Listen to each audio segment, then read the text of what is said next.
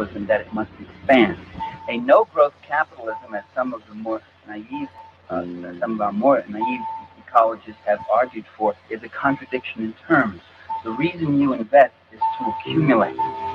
And your accumulation of capital has no purpose or meaning unless you can mix it with labor to yet increase your wealth further. And of course, you use large sums of it for personal consumption and for political power and for control of your culture and for that wonderful, good, happy life that you so like. Now, that nature of expansion really affects the nature of, it's an important imperative because it means capitalism also can never stay home. It goes abroad. If you ever saw the film Controlling Interest, there's a corporate president who says, those corporations that stayed regional in New England years ago and decided not to go national, we can't even remember their names. They died. We had to go national. And those of us who are now national know we have to go international. We have to invest abroad. So one of the laws of capitalist motion and development is this inexorable expansion. And that means expansion into an expropriation of the third world. A process that's been going on for about 400 years, perpetrated by the Portuguese, the Spaniards, the Dutch, the Belgians, the French, the English, and most recently, most successfully, most impressively, by the Americans. That is by the ruling classes of these countries, not by the ordinary people. The ordinary people simply paid the costs of empire. The ordinary people simply sent their sons off to die on the plains of India or in the jungles of the Congo or in Latin America, wherever else. But that expropriation of the third world that's been going on for 400 years brings us to another revelation, namely that the third world is not poor. You don't go to poor countries to make money. There are very few poor countries in this world. Most countries are rich. The Philippines are rich. Brazil is rich. Mexico is rich. Chile is rich. Welcome to another episode of Nick and CJ Weekends. I added the weekends, but I'm one of your hosts. I'm CJ. What's up, Nick? I like it. CJ is much better at naming these shows than me. Like whenever I had to name a show, I'm like, Nick and CJ. CJ is the one who makes all the names, by the way, guys. Like, you left it out. That's fire. All these names. I was like, hey, yo, you Sabby, JB, you guys can come up with a show. I don't know, Sabby and JB show. But we love it. We love it. Welcome, my friends, my family. Gotta make sure I include my family in there. So my family, welcome to RBN Saturdays. This is going to be an interesting one. We're going to cover a faction of politics that we have long declared war against, the NATO left, who are dangerous. That's the title of the video. But we have a great guest, my friend, our family, our RBN family here, and our academic friend, Carlos Gallego, who is not a member of the NATO left, right? I don't think he's. No. I'm still waiting for my card in the mail, but yeah, hopefully I'll be accepted. My application is pending, so. But thanks for having me on, guys. I like the name, CJ Weekends. Maybe you can roll into a Sunday show, but without stepping on other people's toes. Thanks. Thanks for having me. Great to be here, and glad that I can still continue to fit into the conversations. What up, fam? Yeah, to great demand by our audience, Carlos is back. Unlike a lot of academic left, the boutique left, professional managerial class, his mind has not been rotted by academia discourse. Like even people who start off good, you see it start to rot after a while. They start to slowly get influenced. Then they start saying shit like, "Oh, when we got to arm Ukrainian Nazis," they get to the point where advocating for peace is all of a sudden the radical position, which comes to our topic of today. And I'll pass to you, CJ, so we can do the introductions. Let's get the. Go ahead. Yeah, we're just gonna cover the Ray McGovern and Matt Duss debate. And so I saw this. Matt Duss is Bernie Sanders' foreign policy advisor. His foreign policy advisor. So they framed the debate. Matt Duss, Bernie Sanders' foreign policy advisor. He's debating a former CIA officer, Ray McGovern. I'm like, former Bernie Sanders foreign policy advisor debating a CIA official You guys would be surprised which one of those people advocate for peace out of those two. The NATO left is outflanking because being anti-war is the practical, it's the rational position. As far as I'm concerned, that had no bearing on where you're on the Overton window. But it's just rational, even if you're on the right and you're on the left. You see nuclear war, probably want to stop that. You would think. But the NATO left, the Bernie Sanders left is outflanking everyone to the right, demonizing peace. And we're going to cover that here soon. I'll pass to you, CJ. We're also going to cover one of the stories we may get to, we have time, is the new coalition in Israel that's forming. Benjamin Netanyahu is back. I don't know how that happened. I don't know how that happened. I don't follow Israel's domestic politics that closely because I don't want to legitimize it as a state. So I don't follow their domestic politics. But man, I am shocked by that. But I shouldn't be. I shouldn't be. We're gonna cover this later. Both Benjamin Netanyahu, compared to the right wingers he have in his coalition government, is a moderate. So right now, and I'll pass to you, CJ, I want to frame the conversation this way. You have the United States that is arming Nazis. You have the Israel that formed one of the most far-right coalitions we ever seen in government. Benjamin Netanyahu's position was, we need to keep the Palestinian body count low. And people were like, man, this dude unhinged. He said that Palestinians should die. And then there are people to his right that's like, Benjamin is a little pussy. Fuck that Palestinian low death count shit. We need to take the land. Benjamin, why you being soft, Benjamin? There are these insane. They're the Lipid party, the Lipid faction in Israel. Yeah, I've been reading a lot about them. I haven't been following Israel domestic policy too much. I've been following it just after hearing about this. Like, how could this happen? So this Lipid coalition that Benjamin Netanyahu coalesced and he courted, he's like the left flank of their coalition, where they are like, this thing where you want to play nice with the Palestinians and killing a few of their kids, killing a few of their journalists. What is this soft shit, Benjamin? Let's just take their shit U.S. style. What the fuck we doing? They won. So Israel is becoming even more extreme during their genocide of Palestinians because they got this shield that is planted by the West. The shield of hypocrisy, where everyone who's cool with the United States, they are the good guys, no matter what they do. Meanwhile, the enemies, Iran, China, Russia, Venezuela, no matter what they do, they are the evil. They're the bad guys. And sorry, CJ, I'll pass to you, but I want to explain why this is bad. Cuba, during the UN vote to condemn Russia, they voted no because they said when you have this layer of hypocrisy, that shields the human rights violators of the West. So when you don't condemn Israel, but you condemn Russia, you literally set up this shield where the worst governments can double down on their actions, which they have.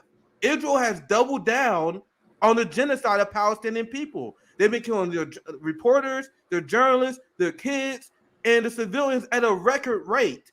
And then you have Saudi Arabia emboldened by this shield of hypocrisy that has been cracking down on dissent in media in their authoritarian regime, and that has been approved by the Biden administration because they've been begging them for oil.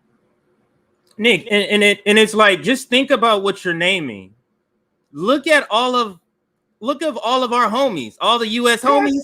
Look at Israel. What's happening? Moving further to the right. Look what they just lost the election, but Bolsonaro in Brazil moving further to the right. Look at Saudi Arabia. What's happening in Yemen? Moving for everything is moving for. You see how capital and capitalism only has one direction it can go. Yes, CJ. Because they have to go this way. Go ahead, Nick. No, CJ, I was on my head. Go ahead, Carlos. Go ahead. I was just going to say that in many ways, this is, and CJ is absolutely right. Is my mic still too high? If people can let me know in the chat because it was a little bit too high. If you can turn it down a little bit, that's good. But go ahead. I'll try. Right. It's a lavalier. Right. I'll just put it. That's better. That's lower better in my body. All right, cool. Yeah, that's better. Right See, you're both absolutely right. And what we're basically witnessing is exactly capitalism trying to reinvent itself in a way that adapts to a very rapidly changing world. And the problem is that it can't because it's running out of markets to exploit. And people are tired of the same line being repeated over and over again in terms of like why this is healthy for them, kind of like what's going on with NATO. So in many ways, what we're seeing right now in terms of Israel and the return of the empire, if you will, and the radicalization of that same kind of empire mentality is the notion that that is literally the definition of insanity, which highlights the irrationalism that is embedded in something like capitalism and its imperialist tendencies as a means of trying to survive. We need to export our markets. We need to create new markets in other parts of the world. Israel is living that kind of insanity complex in terms of its own political progress, if you will, because it's completely arrested. And that's what they refuse to accept. Just like capitalism's progress is completely arrested and it falls into crisis. Israel is a microcosm politically, and the U.S. in many ways is a microcosm politically for the global crisis of capitalism and neoliberalism and what's happening right now around the world in different places. Well, so I want to share this tweet and you guys know we with Nick and CJ we always have to warm up a little bit. I'll pass to CJ. This is almost a segment right here. Yeah, but go ahead. But this is the point that I want to, and I keep saying this to these boutique leftists, the NATO left, the Bernie Sanders left that are still flabbergasted that I betrayed them because I used to work on Bernie campaign. Now I'm calling them out at the neocons that they are. Like these white liberals and leftists, they really don't understand our perspective. You guys, I'm gonna make it clear throughout the course of this segment.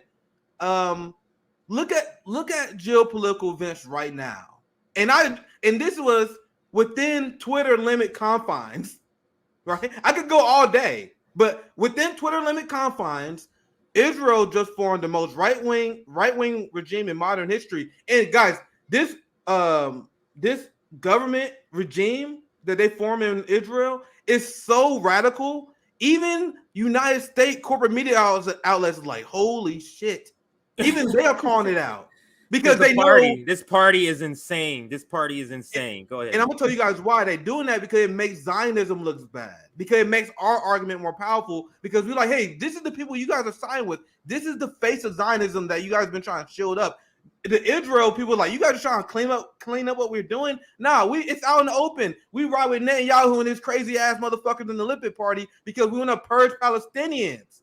And that's what the Palestinian Community Network, they came on our channel and they explained this. People have been trying to shield what the ugly face of Zionism always has been.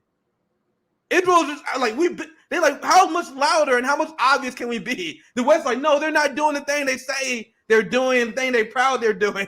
This mirrors what's happening in the United States and why the ruling class so vigorously wants Donald Trump not to be the face, because it gives an actual face to what's happening. Yes. And they don't want that. But what's happening in Israel, they're just like, fuck that shit. Take the whole mask off. Like, they just butt naked out here. Like, they don't care in Israel. They butt naked. They don't even have a mask. They just like take everything off in Israel. But the ruling class here and the capitalist class here, actually the international class, because this is the imperialist core, they're trying to keep that smile. They're trying to keep that Obama smile. And that's the reason they're really trying to get Trump from going, because he doesn't have ideologically, he's not different than them. He's going to follow the same people. It's just they can't have him be the face of American imperialism. Can I piggyback off that? Yeah, because I was just going to say that one of the things that we're noticing, and you're absolutely right, the reason why the mask is, not even the mask has slipped off, they're so in your face with the reality of who they really are, is because they're engaging in an old school settler colonialist project, which are very unpopular nowadays. If you're doing that, it's usually called an occupation or an invasion, like what's going on right now in Europe, right? That's the language they use for that. But when you are quote unquote defending or reclaiming your territory, suddenly it becomes a different kind of project, right? This is Israel's land, and we're just basically reclaiming it back to a series of, many people would call corrupt laws in order to marginalize Palestinians further and further. I completely agree. I think that it's going to get much more extreme in terms of that settler, colonial, imperialist mentality. The problem for the U.S., though, is that, we made that contract with Israel decades ago about we will support you militarily and financially so long as you get strong because you represent our Middle Eastern front. You are the first line of defense against all those terrorist countries in the Middle East. The problem now is that the more radical and extremist towards the right Israel is, the more it's going to drag the U.S. towards that same political position or force it into very uncomfortable conversations about its project, the same way that the U.S. has forced Europe into the current crisis in Ukraine. Yeah. And now European countries are going and having their own independent meetings with nations from around the world because they're like, the U.S. has completely fucked us over. Their inflation doesn't compare with our inflation. Their gas shortage doesn't compare with our gas shortage. They're not suffering the same impacts of this war that we're suffering, and somehow they're dictating the pace at which this war is escalating because they have this hate relationship with Russia that goes back, over a century at this point. So at the end of the day, I feel that in many ways, what we saw the United States do to Europe in regards to Ukraine, we're going to watch Israel do to the U.S. in regards to Middle East geopolitics. Yes, that is so on point, Carlos. That is so on point because I have a segment I'm going to do later. I'm not going to spoil it. That literally explains Carlos' point to a T. This new Israel right-wing government has even Anthony Blinken sweating. You guys realize that they've been dragging them to the right because, and I'm gonna show you guys this. Even the corporate news was like, yo, this is crazy because Israel said if you guys don't escalate against Iran and you guys don't do everything possible to stop them from getting nukes, we will act on our own behalf outside of West demands. Meaning they will invade Iran, they will start a war with Iran, despite the West not wanting them to do that. So Israel government is openly saying they're willing to go rogue, which they already have been, but we don't even care about what the hell is happening. What the hell is happening, gentlemen? Go ahead. What's happening, gentlemen? Like Europe is about to freeze to death and under this war under U.S. sanctions. We're the cause of that. Europe has to be upset at us. What's happening over in Israel? They're gonna have to. They're gonna drag us to the right. They have to drag us to the right. That's the only way we can stay in partnership. Look what's happening in Saudi Arabia. Look what we're doing in Afghanistan. Look what's happening here with the homeless population. Like we say it, I don't mean it hyperbole. We are literally witnessing this shit collapse. Yes. It's crazy. We are literally, this is not a coincidence that all of these events are all happening relatively over the same time period. This is not a coincidence. Yeah, we just came out of a recession. Now we're back in one. How does that work? Like we just got out of a war. Now we're back in one. Talking about we're getting out of Afghanistan. And what, Nick, you called it. You said, bitch, this nigga's doing something else. Yes. Don't act like he is withdrawing. Go ahead, Nick. Yeah, you've been my coverage because you've been my co-host. Yes. So you've been seeing my coverage over the course of the last year. You've been seeing me build a story. And you've been seeing it escalate, right? I've been warning you guys for the last 14 months about what's about to happen. And I've been seeing it happen in real time. It's wow. Us and our allies is one of the few people that have been calling it. And this radicalization of the already genocidal Israel is the chickens coming home to roost because the neoliberalism and the neocons in the United States have been propping up the extreme right on Israel and giving them power because they're working with them. And now the dog is now untamed. They lost control. They lost control of the movement. What is the squad going to do now? What are they going to do? Are they going to still be supporting? Go ahead. Yeah. I didn't mean to spoil it. They're going to submit on that. They're going to submit a letter and then think about whether or not they turn it actually in, because that's what they're good at: tweets and letters. It's basically like a communications operation. That's all they're running. It's like, try and distract people from. And I just want to jump on this because you both bring up excellent points, and I think people are wondering because before the stream started, people were asking this question based on the title of today's stream. Is like, all right, what would the end to this war, if you want to call it that, or conflict or whatever, people have different names for this, look like, and will it involve the working class? And both of you and CJ did a great job of highlighting like what the hell's going on. It seems like neoliberalism is fracturing everywhere. Yes. I think one of the things, and the Nancy Pelosi, or Paul Pelosi in this case, the Pelosi household attack, I think in many ways highlights the fact that, and we'll see this later in the stream when you play the clips, Nick, about the debate, is that we have lost trust in the American governing system. From 2016 to 2020, and prior to that, because I lost trust back in 2000 when Al Gore won the election, but they gave it to George Bush, and they used every branch of government to try to push that false election through before the votes were even counted, right? So a lot of us stopped voting, a lot of us went third party, a lot of us tried independent, a lot of us were trying to find a solution within the system, and I think a lot of people are realizing that the system does not work for us, it works for itself. Whether it's here in the United States, in the corruption that we're seeing in Congress in regards to stock trading, right before news breaks regarding certain, a war, for example, in Europe, and the relationship that something like Pelosi has to that, or the Biden's family and their ties to Ukraine, or a lot of GOP membership and their ties to different parts of the world where we have these pseudo-imperialist projects. People on both sides of the political aisle that are working class are disenchanted with the government that we have right now. And I think that is an opening for us to start having conversations that we've seen some people put up on YouTube saying like, look, I'm a hardcore leftist that's just interviewing a person who identifies as a MAGA person. And with that, if I don't tell them where I'm coming from first, I don't introduce myself as like I'm a communist, let's have this conversation. You just walk up to them like a normal person. You realize that we are actually agreeing on a lot of points that have to do with our backyard, our problems here in the United States regarding things like the type of stuff that CJ brought up, homelessness, student debt, the inflation, pricing working class people out of basic necessities, out of housing, out of that kind of stuff. This is not being addressed in order to address things like billions of dollars to Ukraine and potential imperialist projects like going to war with China over Taiwan in the near future, et cetera, et cetera. Our industry is war. We make money off of war. It's the only export we have left as a country is to export arms, export war, export police,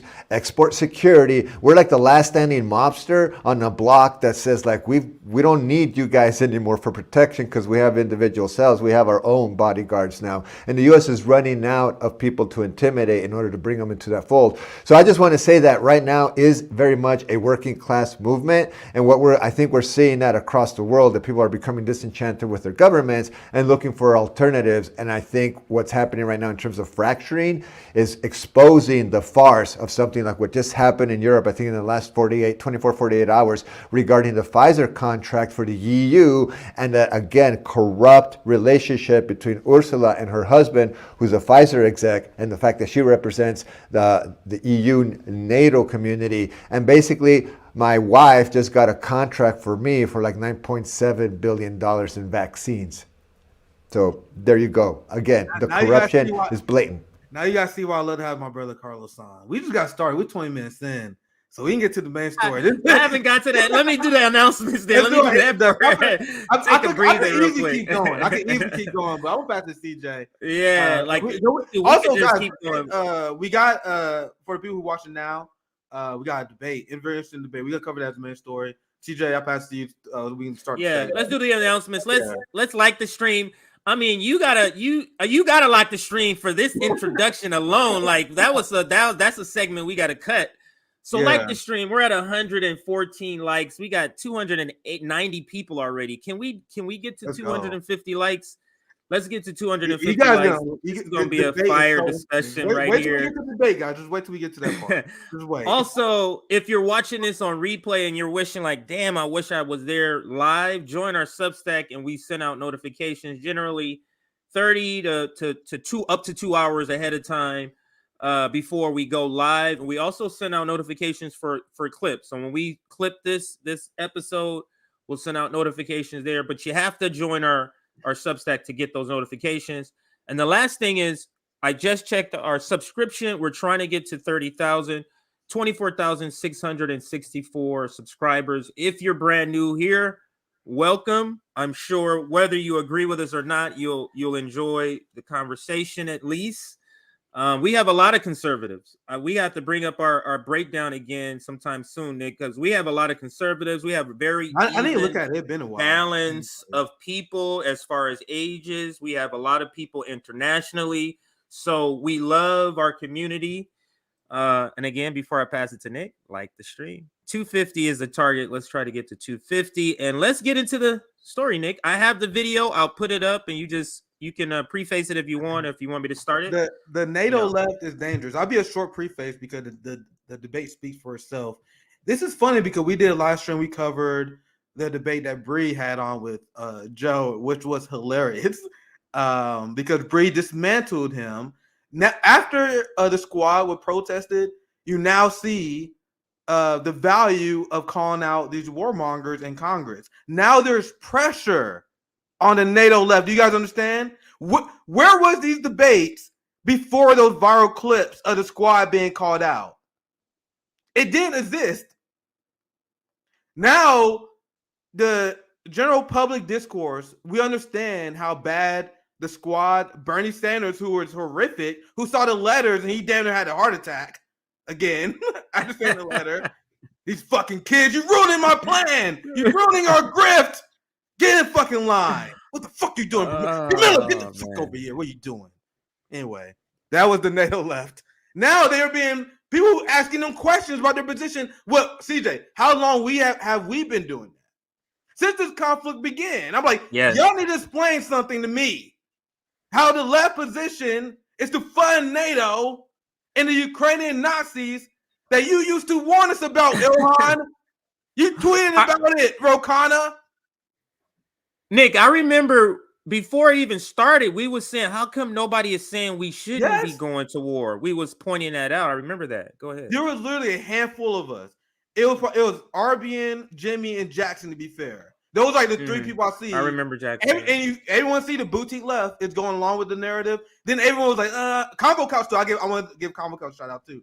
Like there was like people like, we don't know a film. We was like, nigga, you can look at the beginning of the conflict. One of my first tweets, like, you guys are out of your goddamn mind fighting with NATO. Yeah. Everyone and even once again, Chomsky got this right because Chomsky's always been good on the issue of Ukraine.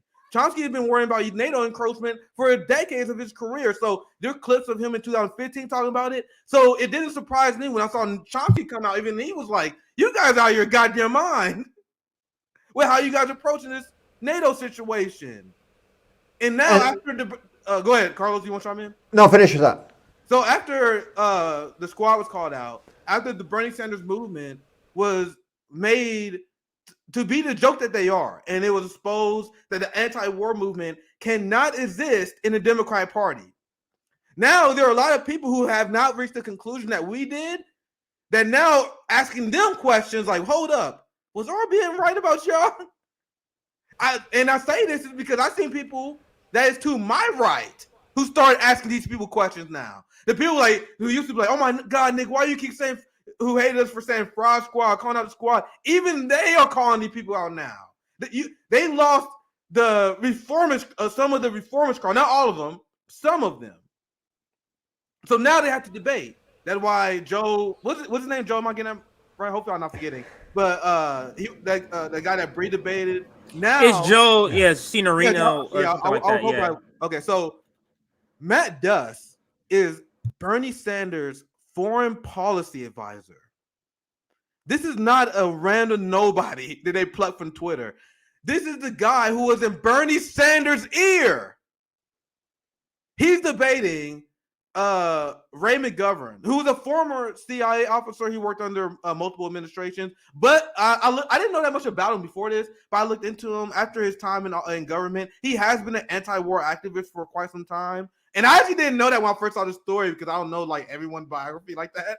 But I was surprised when I first saw this debate because I was like, Bernie Sanders, foreign policy advisor versus CIA officer. You would think that the person that's a Bernie Sanders foreign policy advisor will be the one advocating for peace. You would think, right? And then you would be heartbroken to realize the reality of our Overton window. Go ahead, Carlos.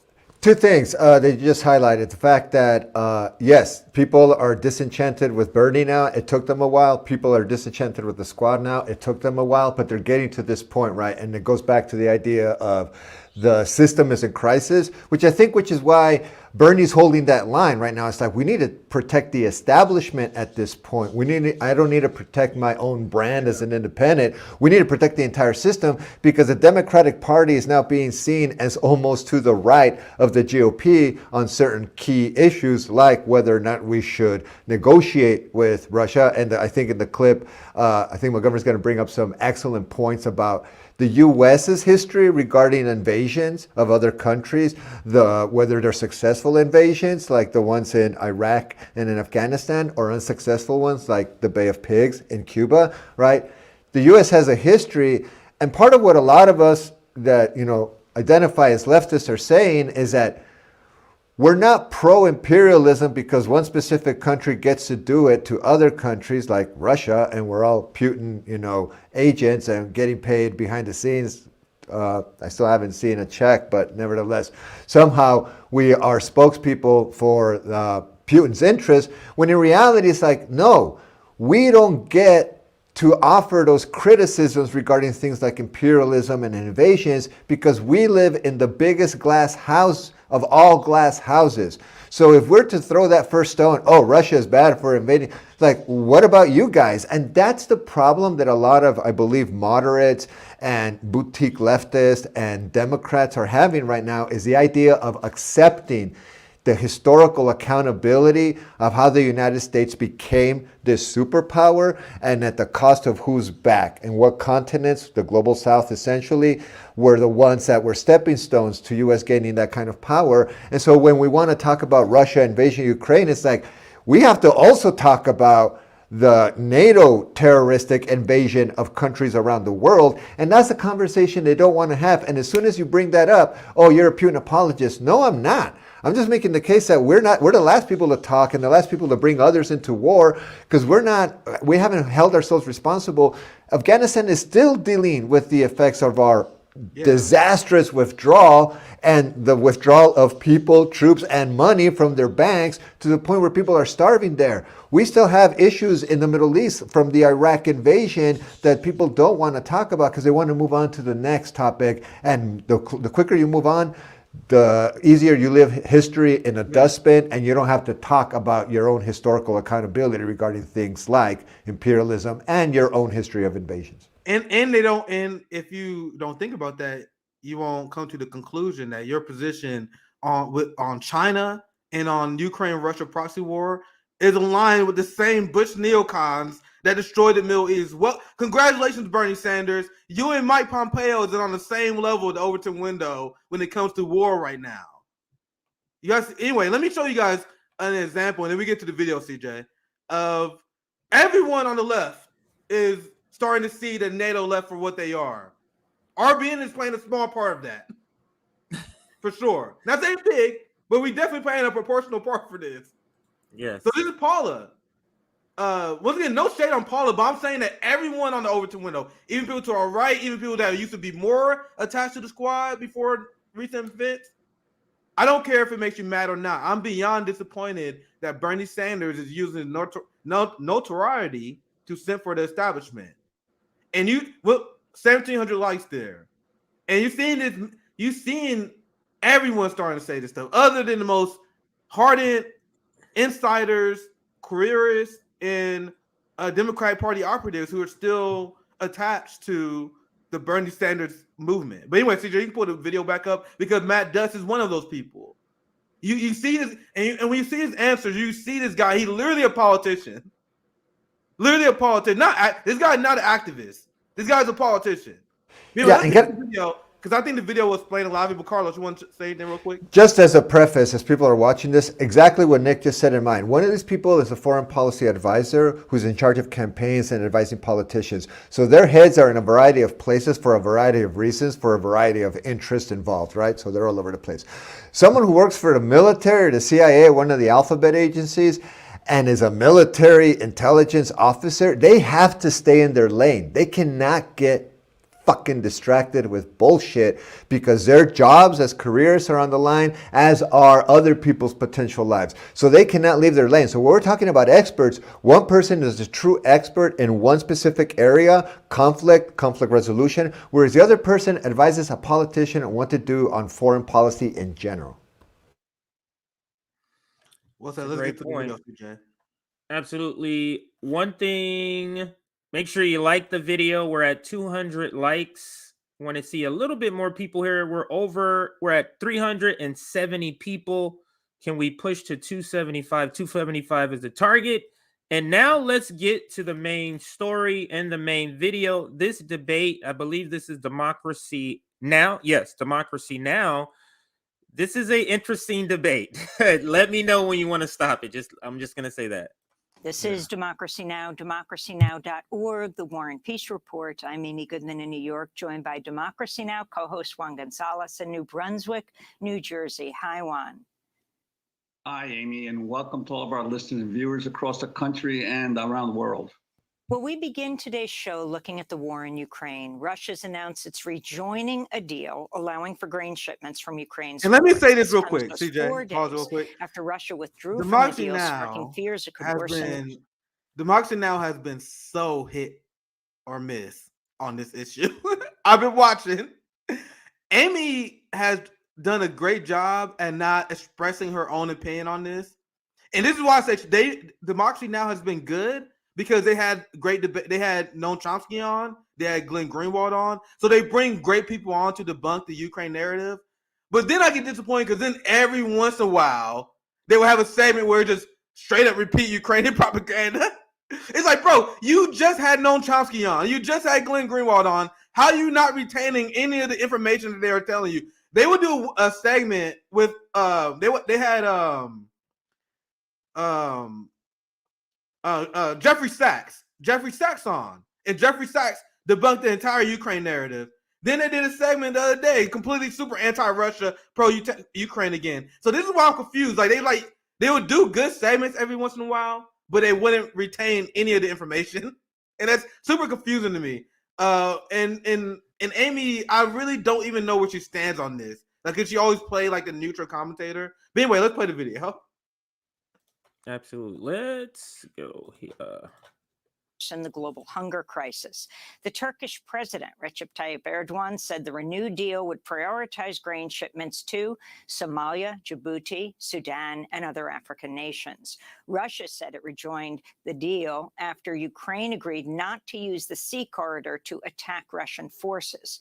Meanwhile, the New York Times is reporting senior Russian military leaders have had high-level discussions about how tactical weapons could be used in the war in Ukraine. That's tactical nuclear weapons. The article was based on unnamed U.S. officials who said they have seen no. You see, and this is something that she would do too. She would like just repeat whatever the mainstream media says, and she would never like challenge it. She said, according to Ukrainian officials, Putin said this, and then she would do this all the time. Anyway, keep the video going. Evidence that the Russians were moving nuclear weapons into place or making preparations for a nuclear strike. Last month, President Biden described the war in Ukraine as the first time the world has seen a direct threat of the use of a nuclear weapon since the Cuban Missile Crisis 60 years ago. In a speech to Democratic donors, Biden said, quote, "We're trying to figure out what is Putin's off-ramp." Well, today we host a debate on the U.S. response to Russia's invasion and U.S. policy toward Russia. We're joined by two guests. In Washington, D.C., we're joined by Matt Duss.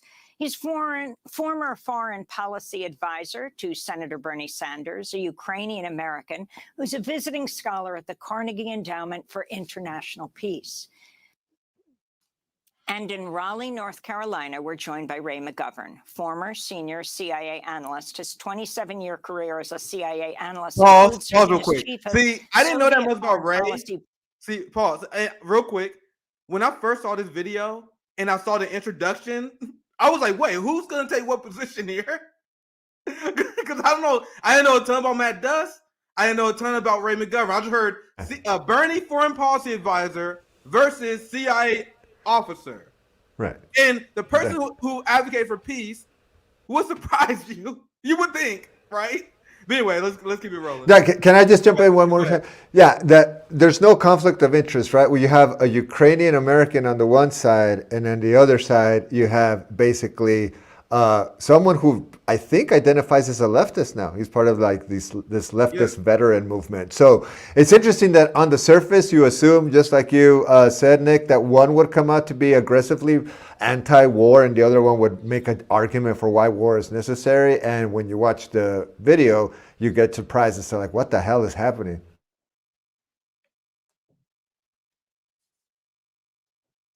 Branch and daily briefer of the president's daily brief. At the time, it was George H.W. Bush.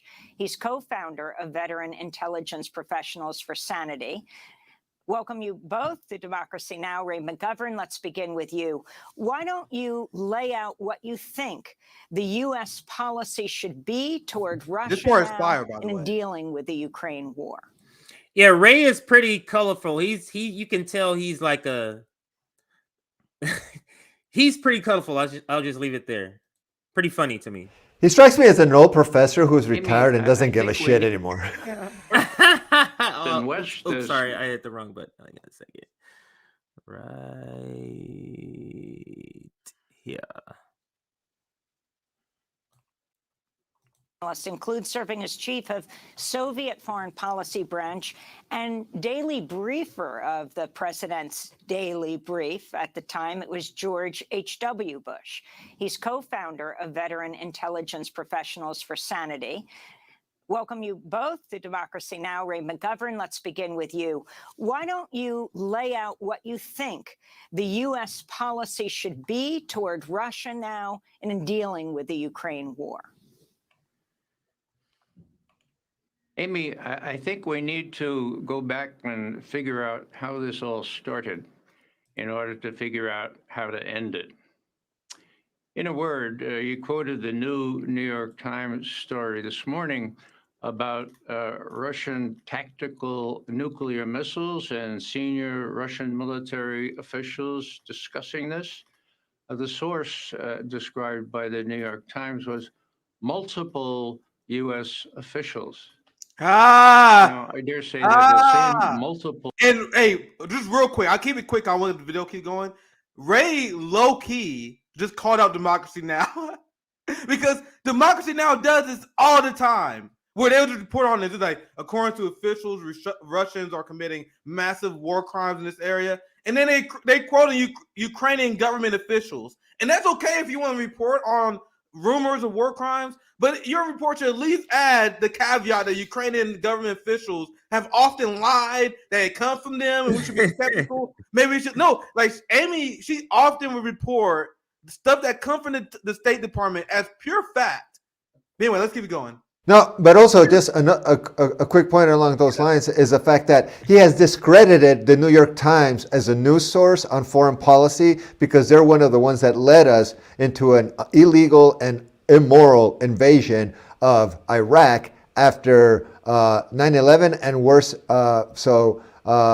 After 9/11 specifically, Afghanistan and Iraq. So he's saying like, look, the New York Times has no validity here as a news source because they are a propaganda machine for the state, and we've seen this before. So look at what Ray's doing. History. Let's go back and see how we got here. Let's analyze the problem in terms of the long narrative, not the one fucking clip you guys want to keep focusing on, which is Putin is bad because of the recent events, period. Absolutely. Amy, I think we need to go back and figure out how this all started in order to figure out how to end it. In a word, you quoted the new New York Times story this morning about Russian tactical nuclear missiles and senior Russian military officials discussing this. The source described by the New York Times was multiple U.S. officials. Now, I dare say they're the same multiple U.S. officials and some of the same authors of this piece that warned us 7 times at the end of July in one article that there were sure to be weapons of mass destruction in Iraq. I guess we have to say that the New York Times has lost its credibility on these issues, the more so since they back off the story themselves. You would think the Bernie guy would be saying this. Once again, super quick, you would think the Bernie guy will be the person saying this, right? You would think AOC, Ilhan, Bernie would be on corporate media after they get backlash for taking our position, making this argument. But go ahead, let's keep playing. Let's keep playing.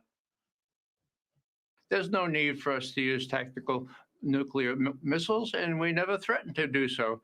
And Putin happens to be right on that. Last thing I'll say here is that the notion that the Russians are desperate is erroneous. It's contrived. The Russians aren't losing. The Russians are not going to lose because they can't afford to. The same thing. They're not losing.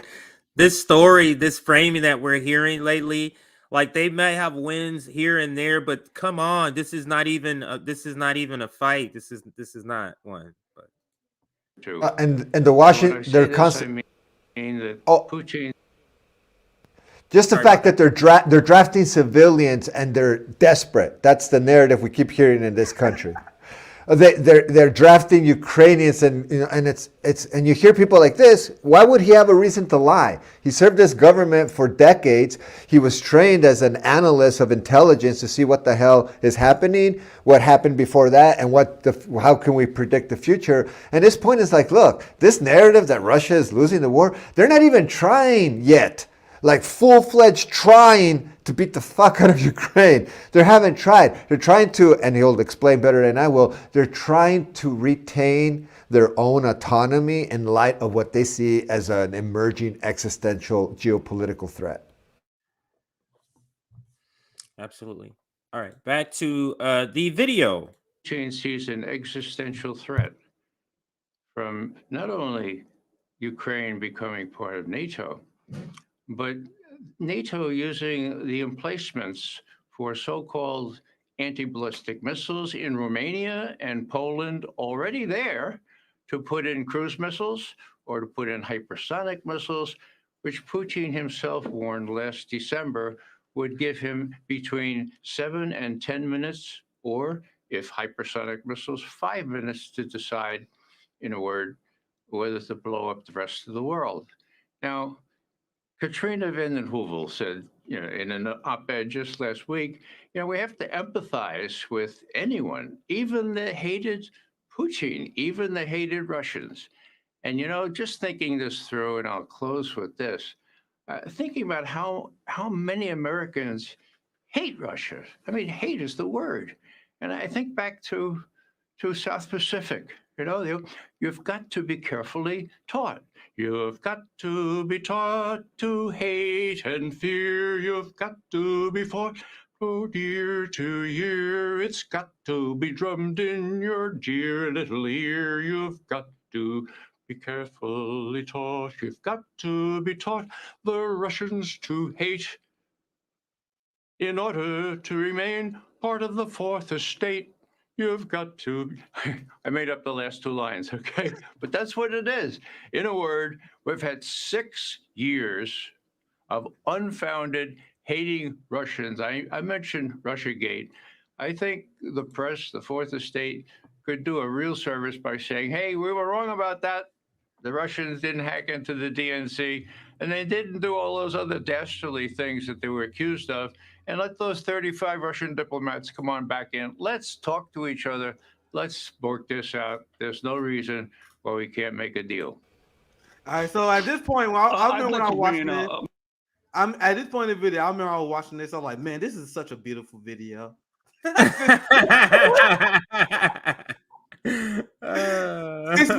like, man, this is a great video. This is why I said, I'm like, man, Democracy Now! May be on and off, but at least they killed it with this one, man.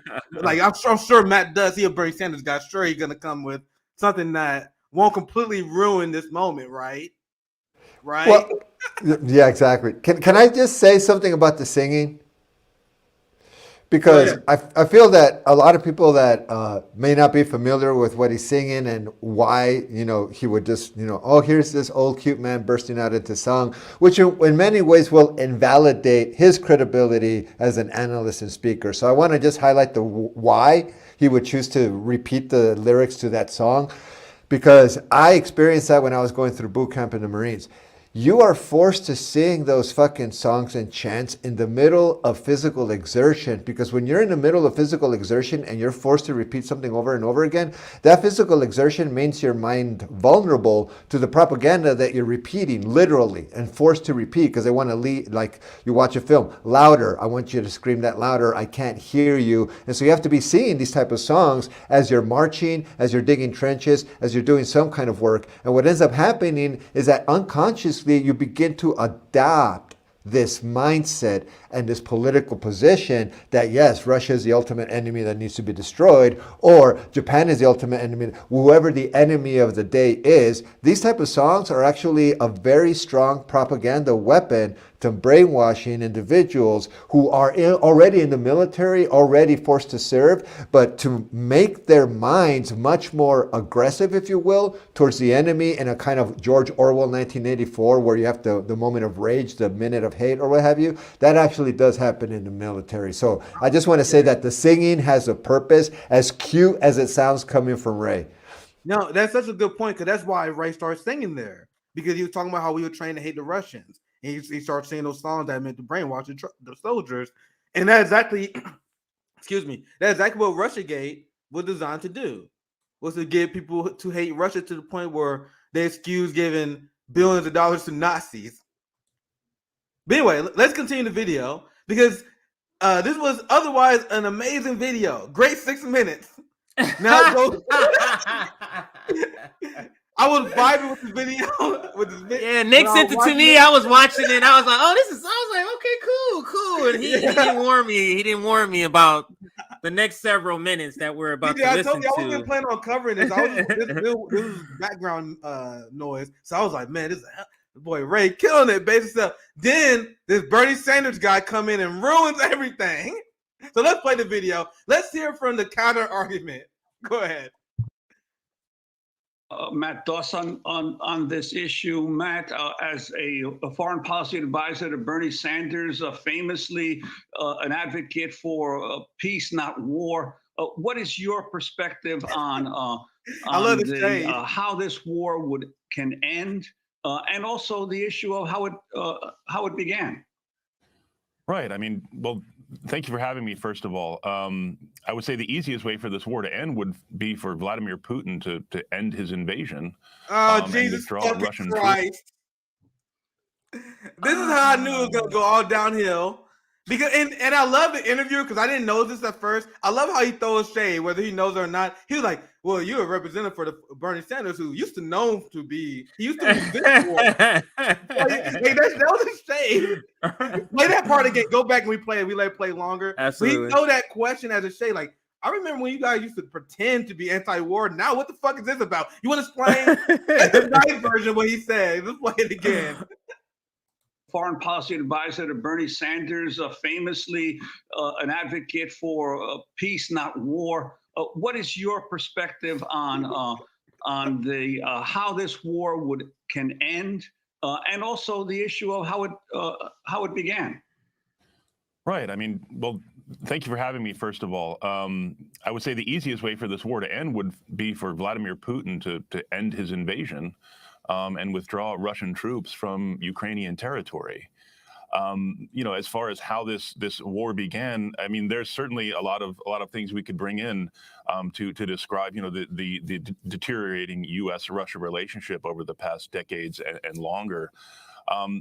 But just to focus on this issue of NATO, which was brought up just earlier, certainly Vladimir Putin has brought up the concern about NATO. This is not something just he has brought up. Other Russian officials have brought it up in the past.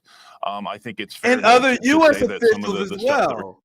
You guys always leave that part out. They always say Russia keep bringing up the conspiracy theory that we span NATO, that it will escalate to a war.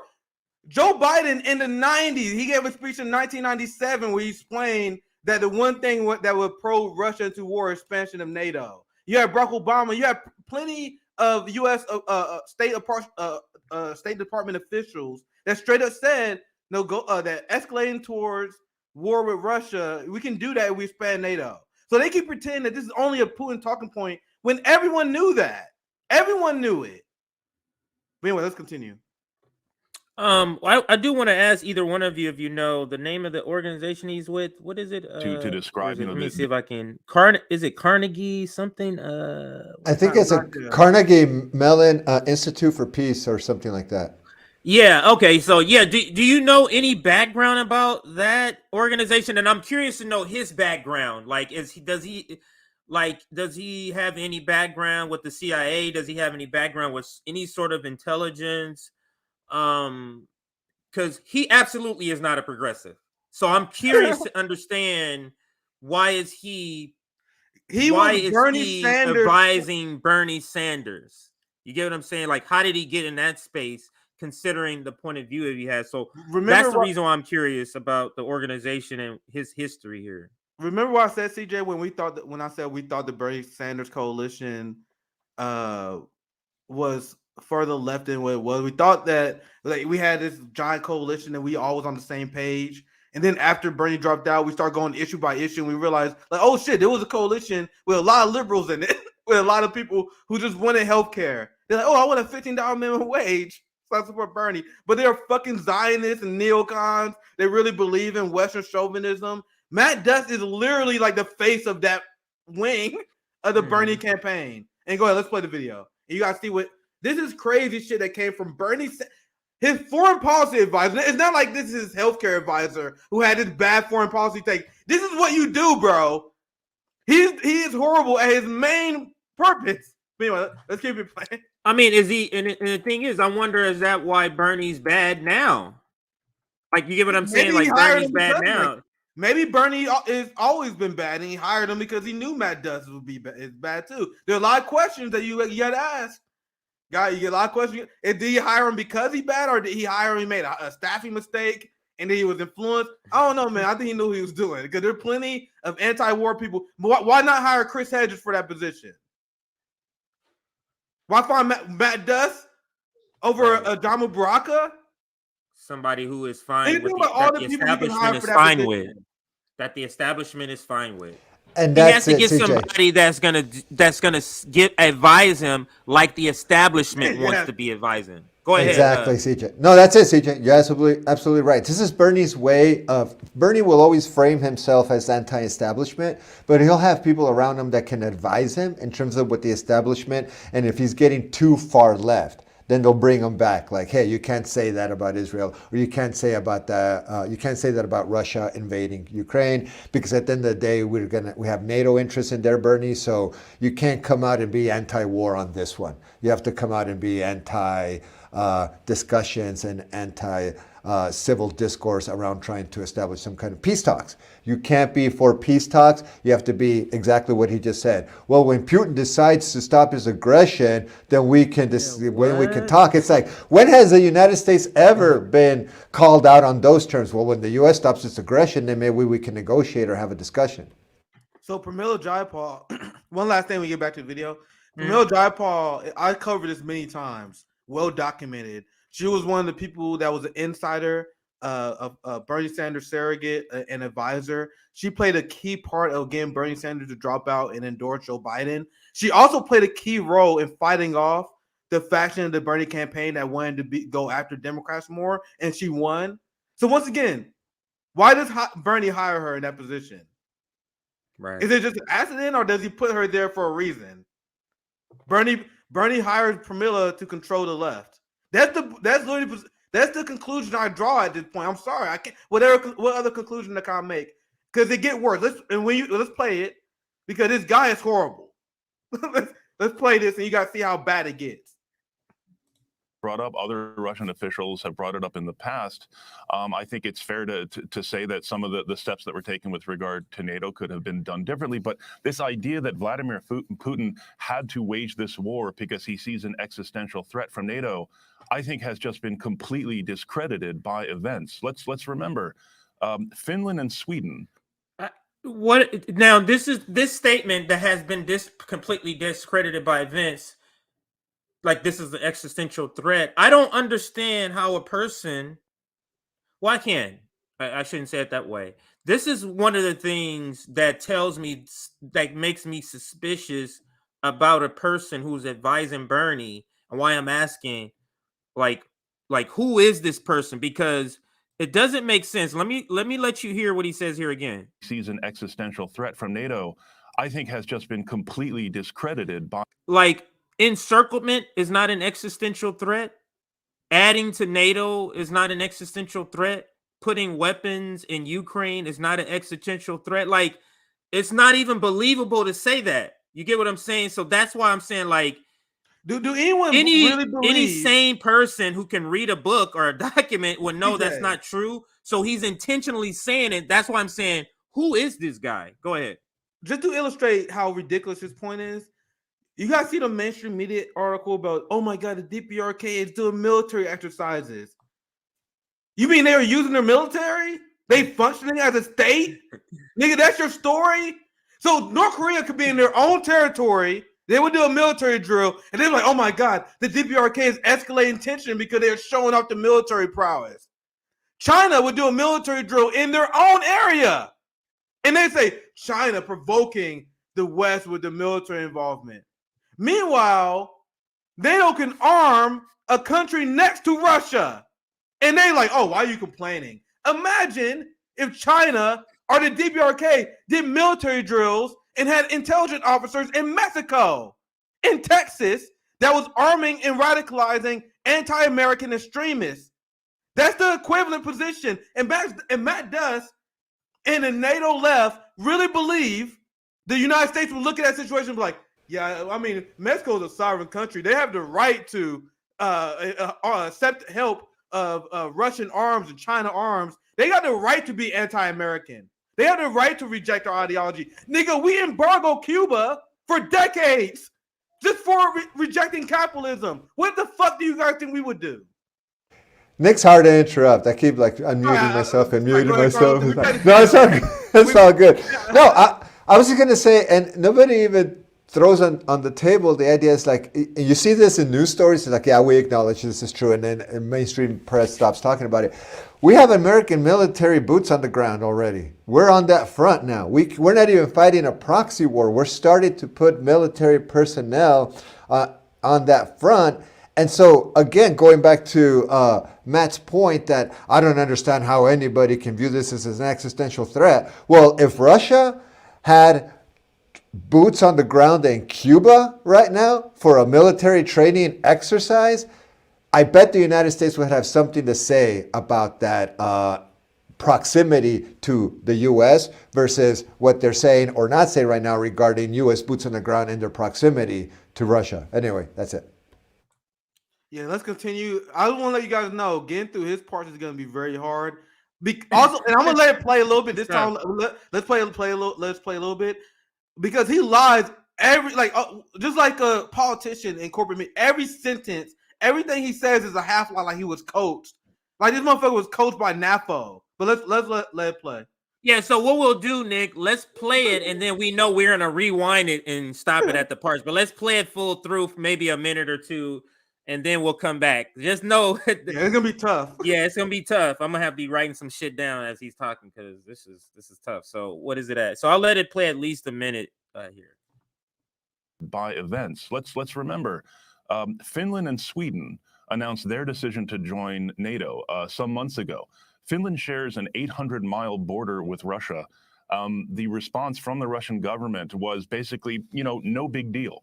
I would suggest that if NATO was really contributing to the sense of existential threat here, we might have seen a bit of a different response to Finland joining NATO.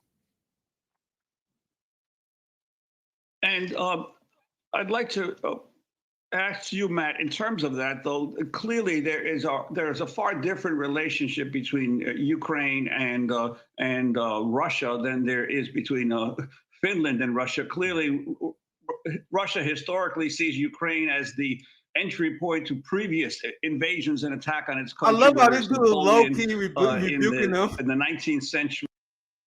Because he thought he was going to talk more. He thought he had more to say. He was caught off guard because this guy heard the other guy talk and sing on the other side. And then all he did was come in and point out a couple of things specifically. Now think about what he chose to point out and kept quiet. Specifically the point about NATO. then he's all okay. I'm gonna be quiet. That's why he was kind of off guard. Okay, well now I got to bring up.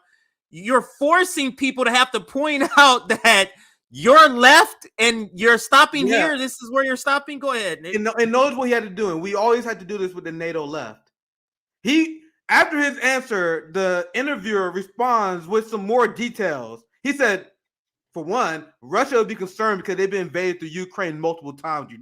Why are you leaving? And he says that because it's almost like he's like, why are you leaving that out, bro?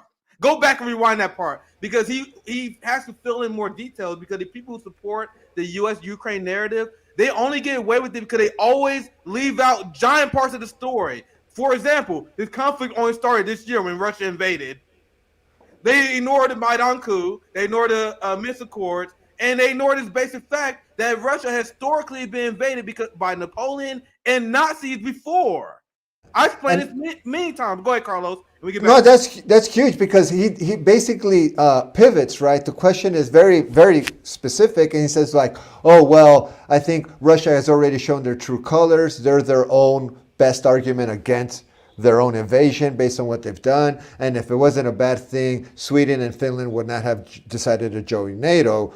And so the fact that they joined NATO means that this is a good thing, being anti-Russian. When the Russian position regarding Finland is like, we'll worry about that if we have to in the near future, but they have not been a threat. We're not worried about Finland. We're worried about this specific geopolitical region, because as Nick just said, and as the host here, I forget his name, he outlines like, okay, I'm gonna throw this, it's not gonna be a softball, but it's not gonna be my fastest fastball, but here comes a pitch, and the pitch is like, look, you can't compare Finland to Ukraine, because historically one is strategic and the other one is just a geographical accident. Yeah, go back like 30 seconds, CJ, and play his response again, because he's not even the one debating him, and he just slaps his argument and debunks it just like that. And let's play it again. Let it speak for itself. To join NATO some months ago, Finland shares an 800-mile border with Russia. The response from the Russian government was basically, no big deal. I would suggest that if NATO was really contributing to the sense of existential threat here, we might have seen a bit of a different response to Finland joining NATO. And I'd like to ask you, Matt, in terms of that, though, clearly there is a far different relationship between Ukraine and Russia than there is between Finland and Russia. Clearly, Russia historically sees Ukraine as the entry point to previous invasions and attack on its country, whether it's Napoleon in the 19th century or Hitler and the Nazis in the 20th century.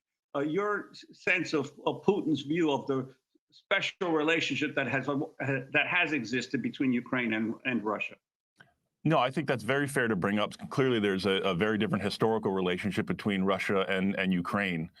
And Putin himself has described his view of that relationship, which is that Ukrainians don't really exist. They are simply Russians. Certainly, Ukrainians disagree with that.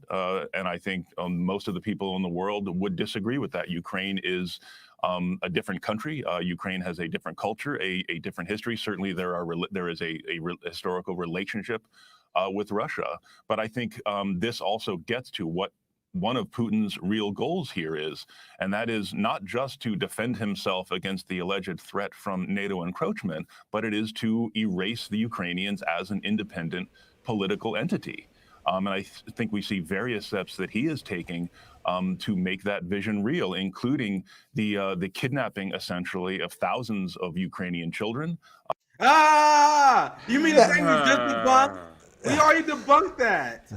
And he repeats state talking points. You see that?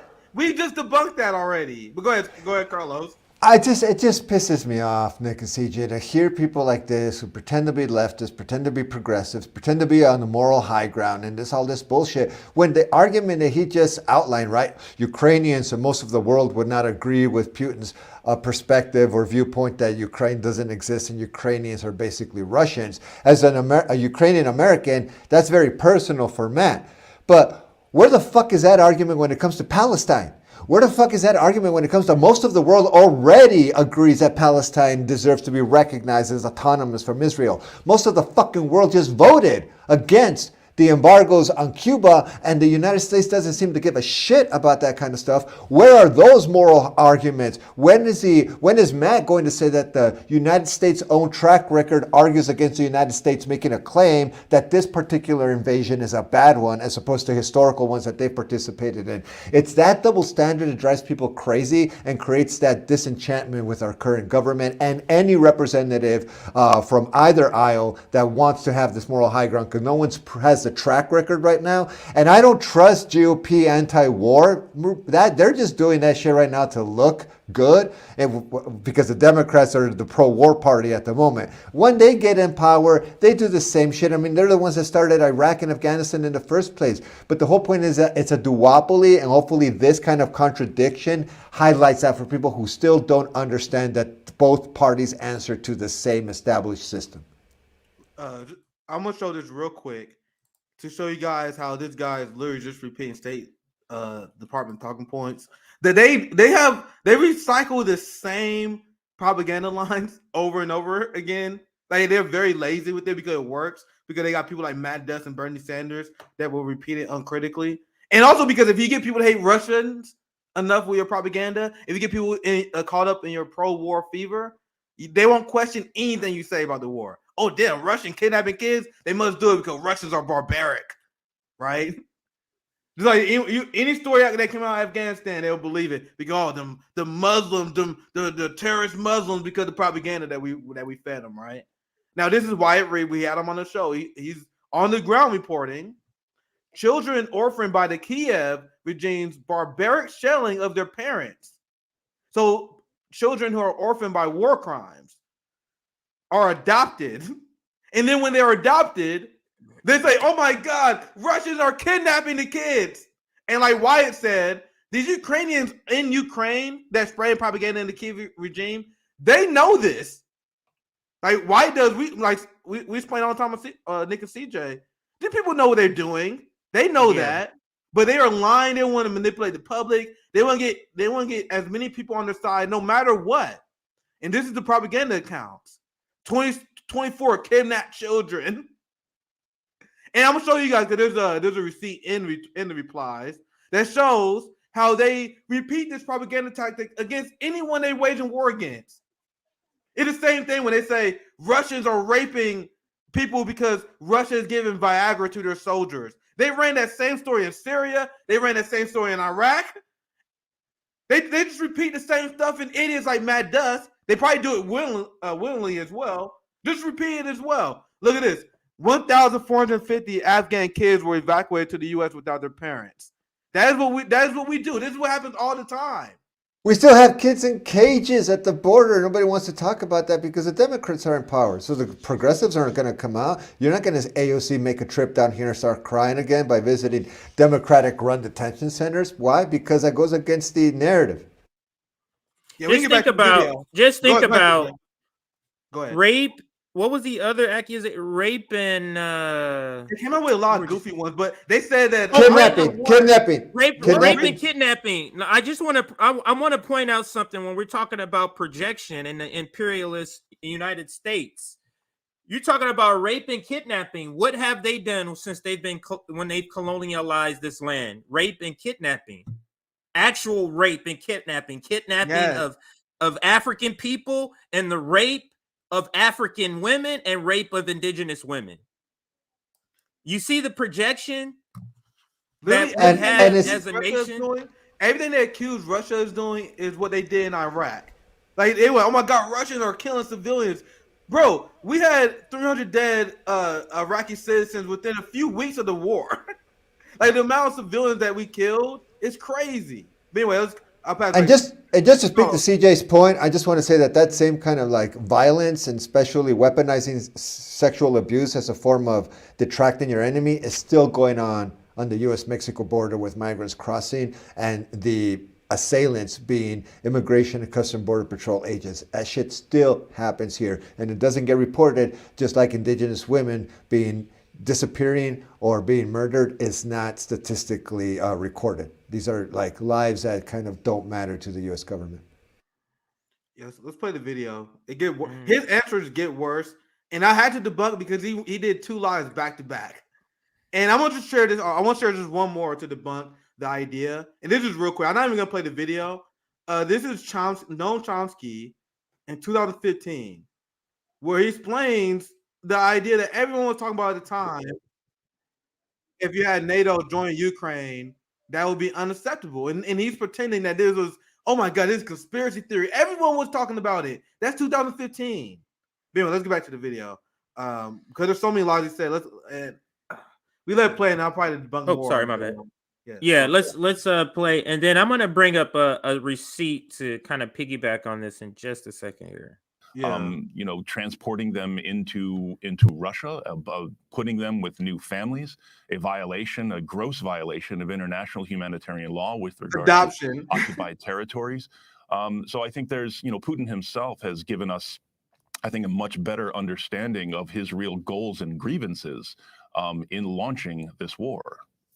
I wanted to go to General Mike Mullen. In October, the former chair of the Joint Chiefs of Staff appeared on ABC this week calling for talks to end the war. It also speaks to the need, I think, to get to the table. I'm a little concerned about the language, which we're about at the top, if you will. Biden's language. President Biden's language, we're about at the top of the language scale, if you will. And I think we need to back off that a little bit and do everything we possibly can to try to get to the table to resolve this thing.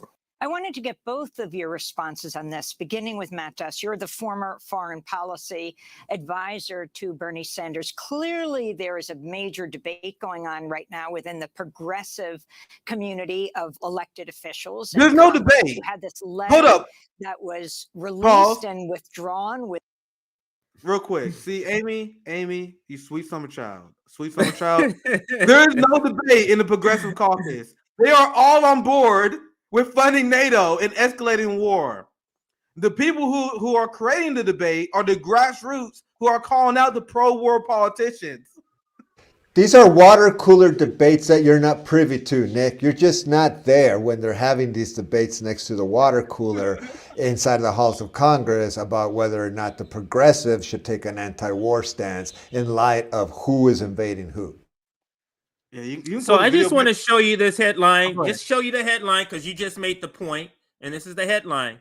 With vote for war, Ocasio-Cortez, Sanders, and DSA give over $17 billion to weapons manufacturers. That it's been much more since then. That was back in May. So this is the left. This is the left. Yeah, this is old. This is the left right here. This is the left, and I'll read the first part. In mid-May, the Democratic Socialists of America congressional slate voted unanimously for a $40 billion bill endorsing the U.S.-led proxy war against Russia. No member of the DSA delegation issued a public statement explaining their vote, and none even such a tweet, as much as a tweet to defend their action. The DSA evidently hoped that nobody would notice. An article in the DSA-affiliated Jacobin magazine reported on the passage of the bill. They reported, but listen to this, but did not mention the votes cast by its own DSA members. That's the left. How dangerous it is, and I'll go back to the video. Yeah. And when you go back to the video, rewind like 8 seconds because I was getting, bless your heart, Amy, but there's been no debate. She's trying to find there's been debate among the progressive Democrats. No, there hasn't. 30 seconds right here. To get to the table. I'm a little concerned about the language, which we're about at the top, if you will. Biden's language. President Biden's language, we're about at the top of the language scale, if you will.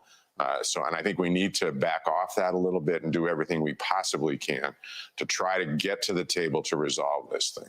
I wanted to get both of your responses on this, beginning with Matt Duss. You're the former foreign policy advisor to Bernie Sanders. Clearly, there is a major debate going on right now within the progressive community of elected officials in Congress. You have a letter that was released and withdrawn.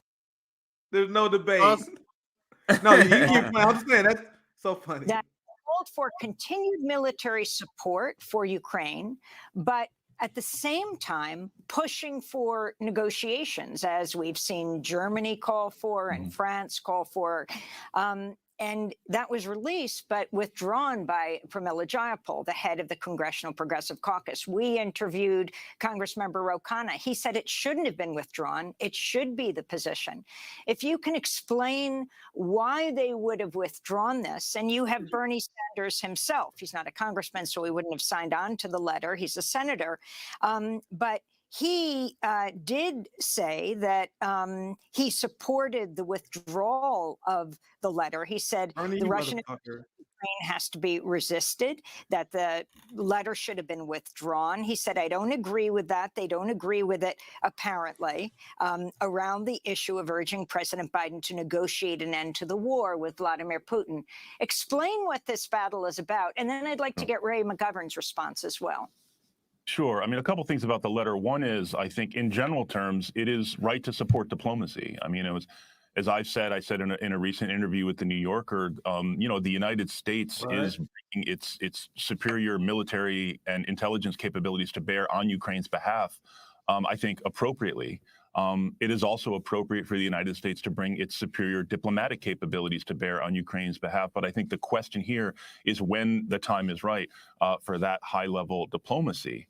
I think no one wants to see the United States, or I would say I don't want to see, and certainly many Americans and Ukrainians don't want to see the United States simply negotiating the end to this war with Russia over the heads of Ukrainians. It is their country that it's our money, you fuck.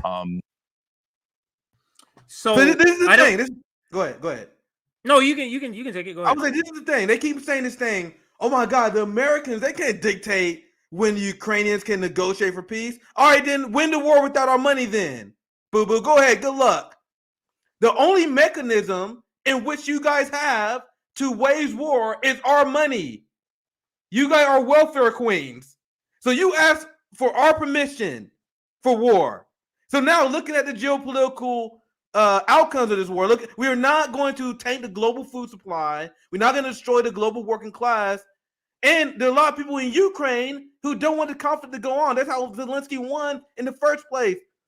Their resistance is silenced by the Azov thugs.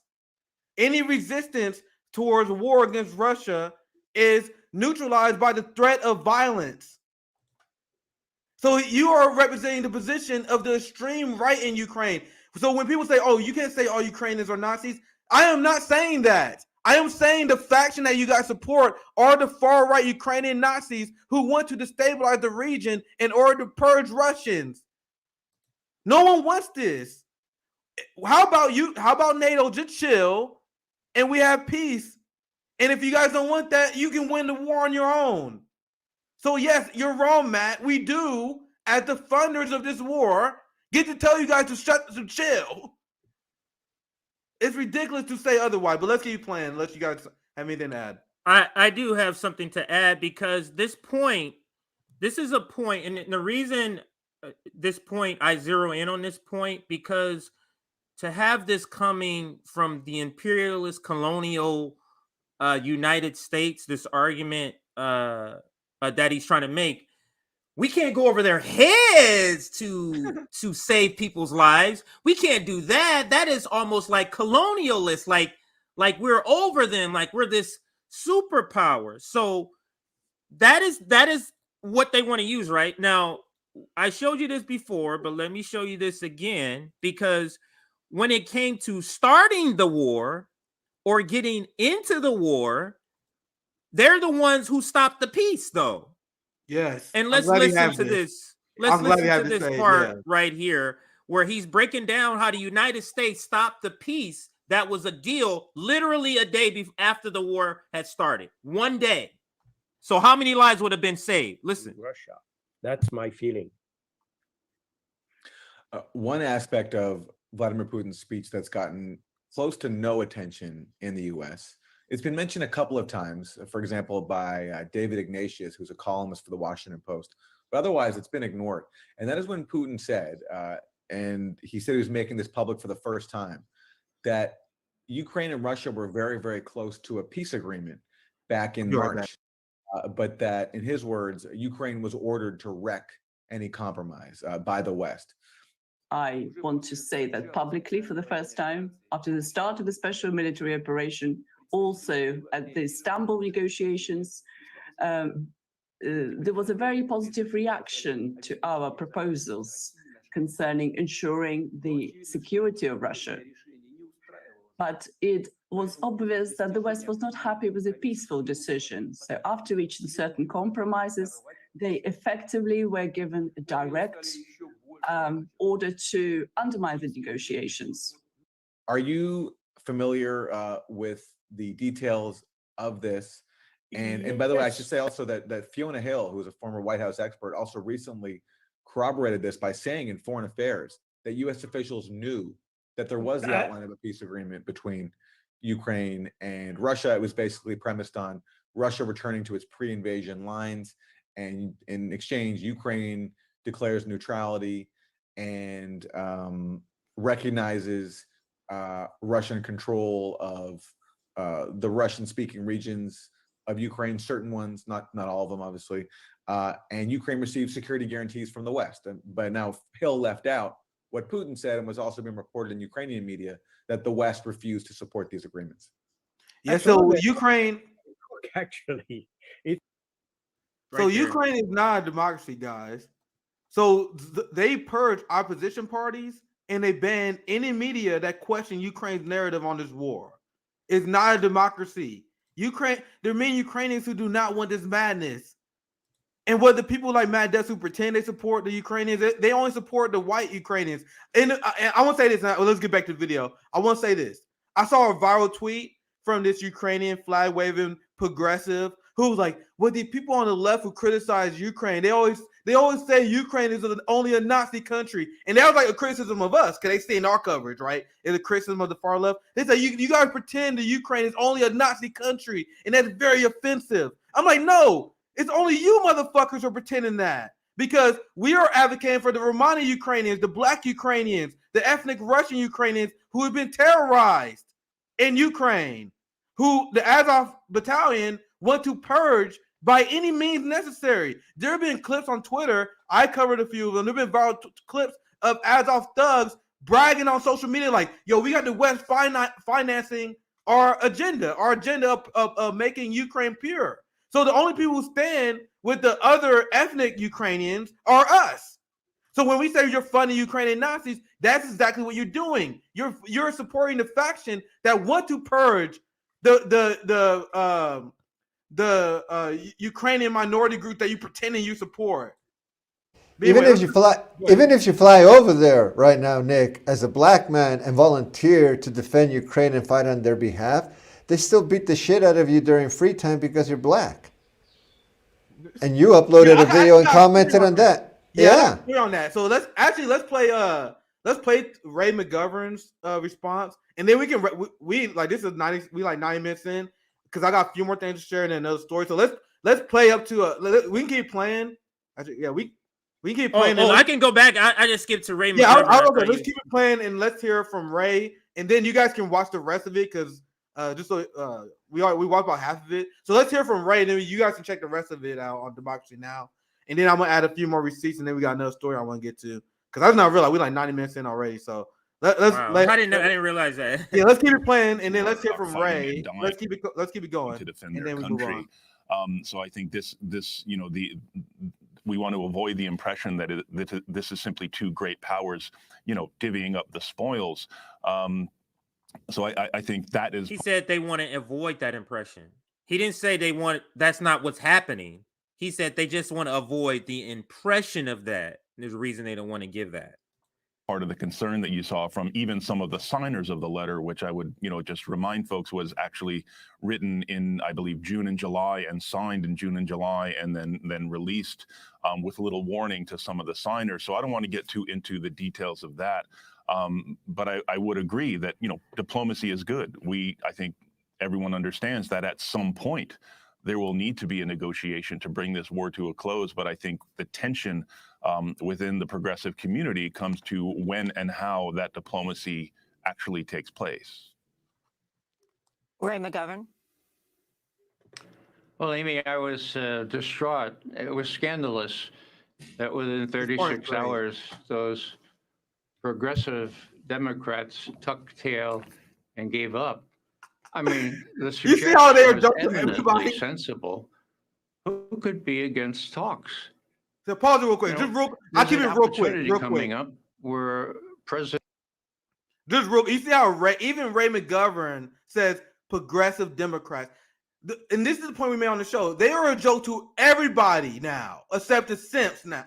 The only people who are still supporting these people are the obvious Democratic Party operatives. They have beclowned themselves and they embarrassed the entire U.S. left. But let's keep it going. Presidents are to meet in Bali, Indonesia.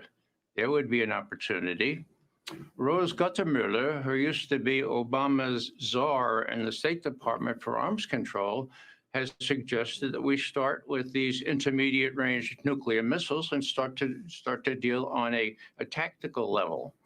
But the notion that we shouldn't talk is, I've just been focusing on the Cuban Missile Crisis of exactly 60 years ago. Now, how did that get resolved? By talks and by a modicum of trust. Let me explain. Kennedy took a very, very serious position, didn't he? He said, look, here's a quarantine. He called it a quarantine. It was really a blockade, illegal.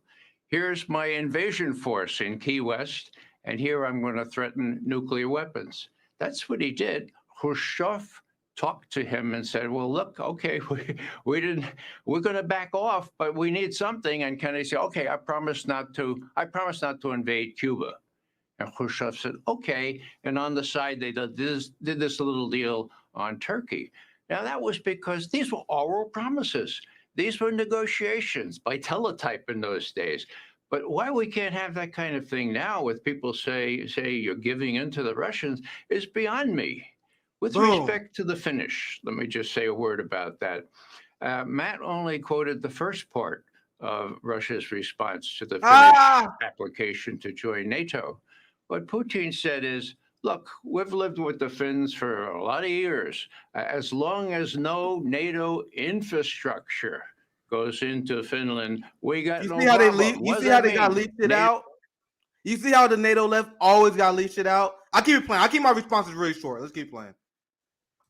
New infrastructure are these little holes in the ground that can accommodate missiles like the Tomahawk and hypersonic missiles, which can reach Moscow 5, 6, 7 minutes. That's what they're afraid of, and that's what they consider to be their existential threat. Just a final word here, comparing the Cuban Missile Crisis and the Ukraine crisis. Now, did anyone say to Obama, anybody say to John Kennedy, look, Mr. President, you're overreacting. This is unprovoked, all these measures you're taking, some of them illegal, blockade, all that. That's unprovoked. Did anybody say that? No. Why? Because it was provoked.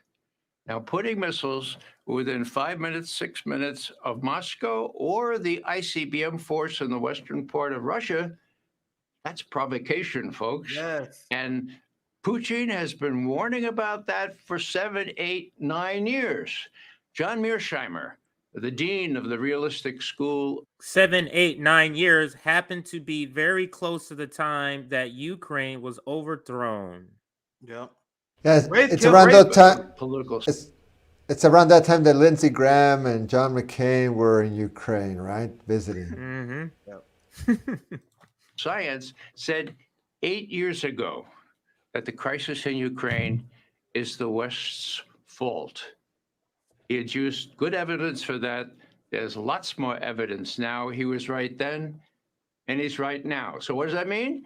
That means we have to deal. We have to deal with the fact that Putin is in the same position that John Kennedy was 60 years ago. He sees an existential threat. He's not going to back off. He's going to do illegal things. And unless we understand that, and unless our administration gets used to the fact that I was a military intelligence officer, okay? If you look at the map, for God's sake, where's the enemy? What's the terrain? What's the weather? What's the weather going to be in the next couple of months? And most of all, what we call locks, not bagels and locks, but lines of communication and supply. I mean, Russia can't lose this either militarily or politically. It's going to keep going as far as it has to. If HIMARS and the like comes in, it's going to have to go farther north and west, as Lavrov, the Russian foreign minister, has said. It's a matter of geography. We would settle for the Donbass in southern Ukraine. If you're going to put in HIMARS or worse, geography will dictate that we go farther. So talks, of course, talks are necessary. And talks are really labil is the German word. They're very delicate because there's very little trust. There has to be a modicum of trust, as there was in 1962 on the Cuba Missile Crisis. That was such a brilliant. I want you guys can watch the rest of the debate there because there's quite a bit. Oh damn! I was taking it out too. Go ahead. Because there's still like another half, and Matt proceeds to get absolutely dismantled in this debate, and you guys see the difference from someone who knows history, the Russian point of view, versus the NATO left who purposely leaves stuff out.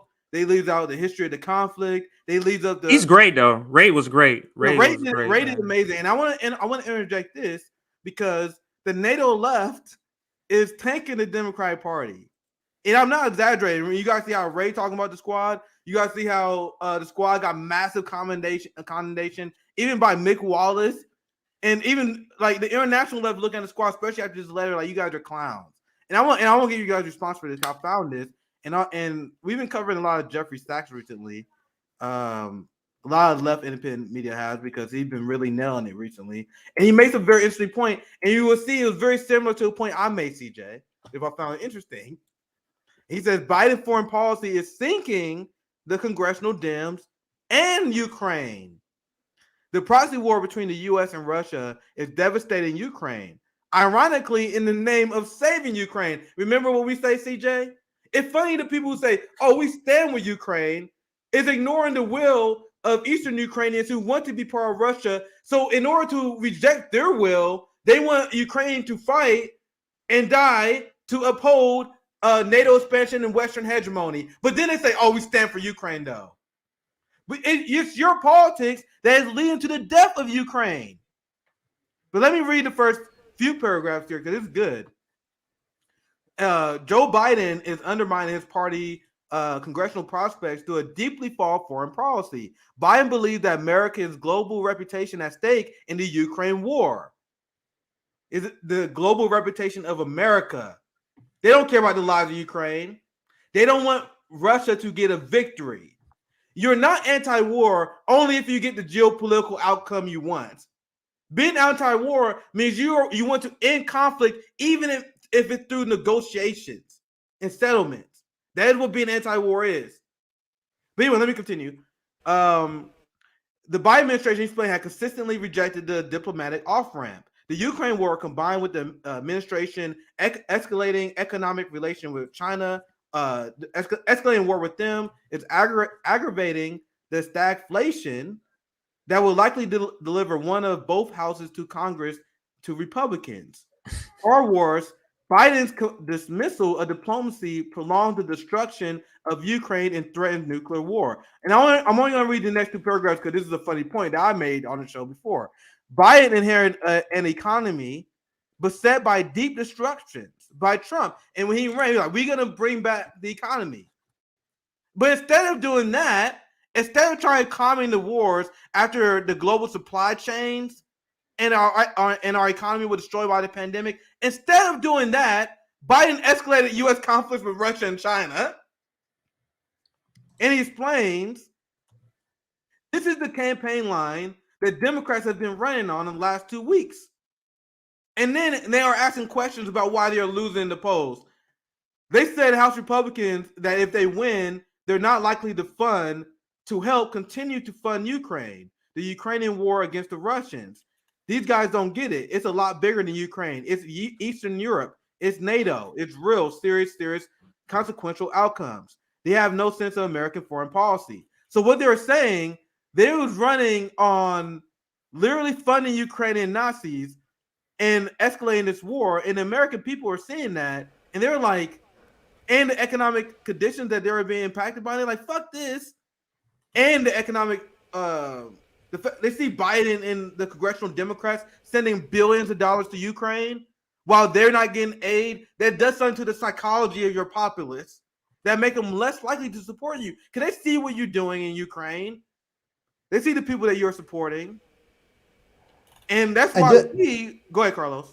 No, I was just going to say, because this ties in right back to the point that I was making, right, in regards to the analogy, the comparisons between the Cuban Missile Crisis and what's happening right now. So if I could just break that down really quickly, Nick, NATO moving eastward towards Russia's borders is the equivalent of the Soviet Union sending missiles to Cuba, right? That is seen as an instigation. That's seen as like you're making a move. You're getting as two people in a parking lot and there's a tense moment. That person starts to get close to you. That's the beginning of a potential provocation. You don't know what their motivation is as they approach you. So what does the United States do when they know that missiles are coming to Cuba, which is right next door, geography? Kennedy goes ballistic, literally says, right, okay, if those missiles arrive at Cuba, I will launch nukes. I will destroy Cuba, and it's on. So that's the equivalent of what Russia is feeling right now and why they felt a need. The United States engaged in an illegal act. They created an embargo around Cuba.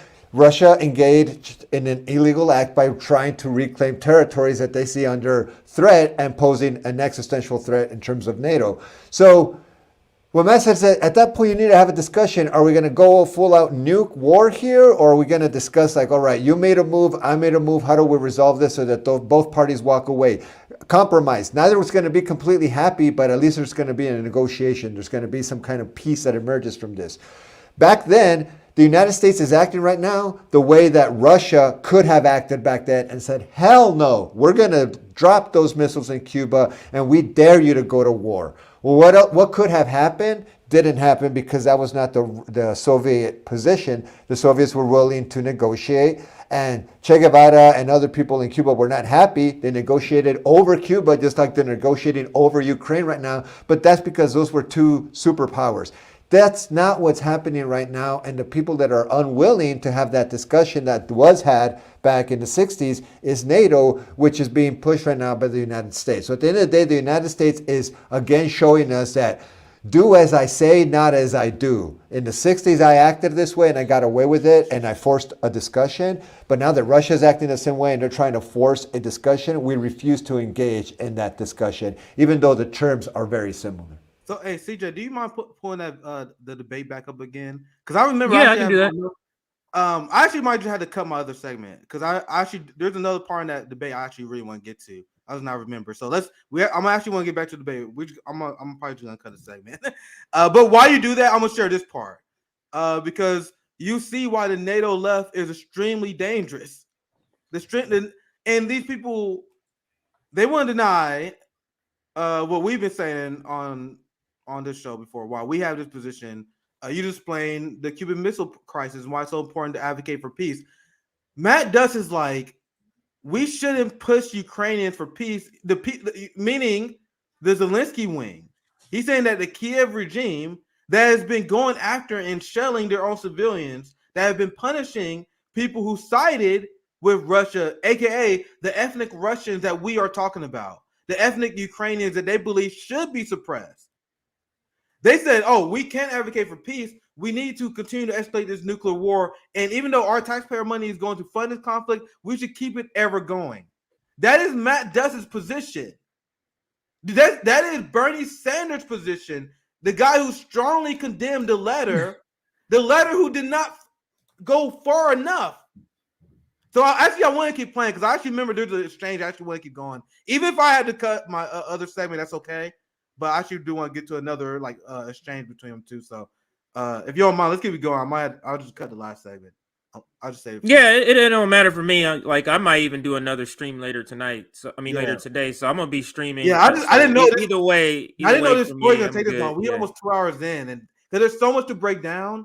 It's just Nick, you got to stop thinking we're only gonna do towers. You got to stop thinking we're only doing 2 hours, bro.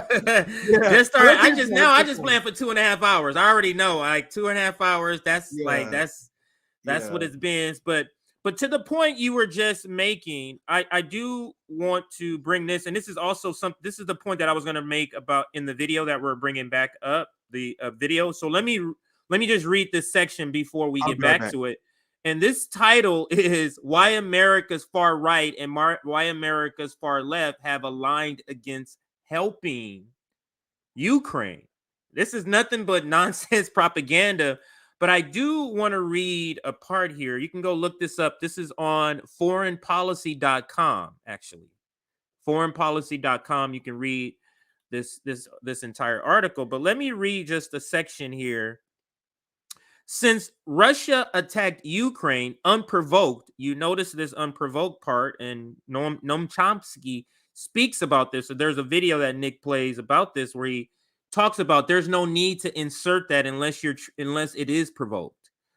But unprovoked, on February 24th, the discourse surrounding the war that has emerged in the United States has created strange bedfellows along the majority of the American public.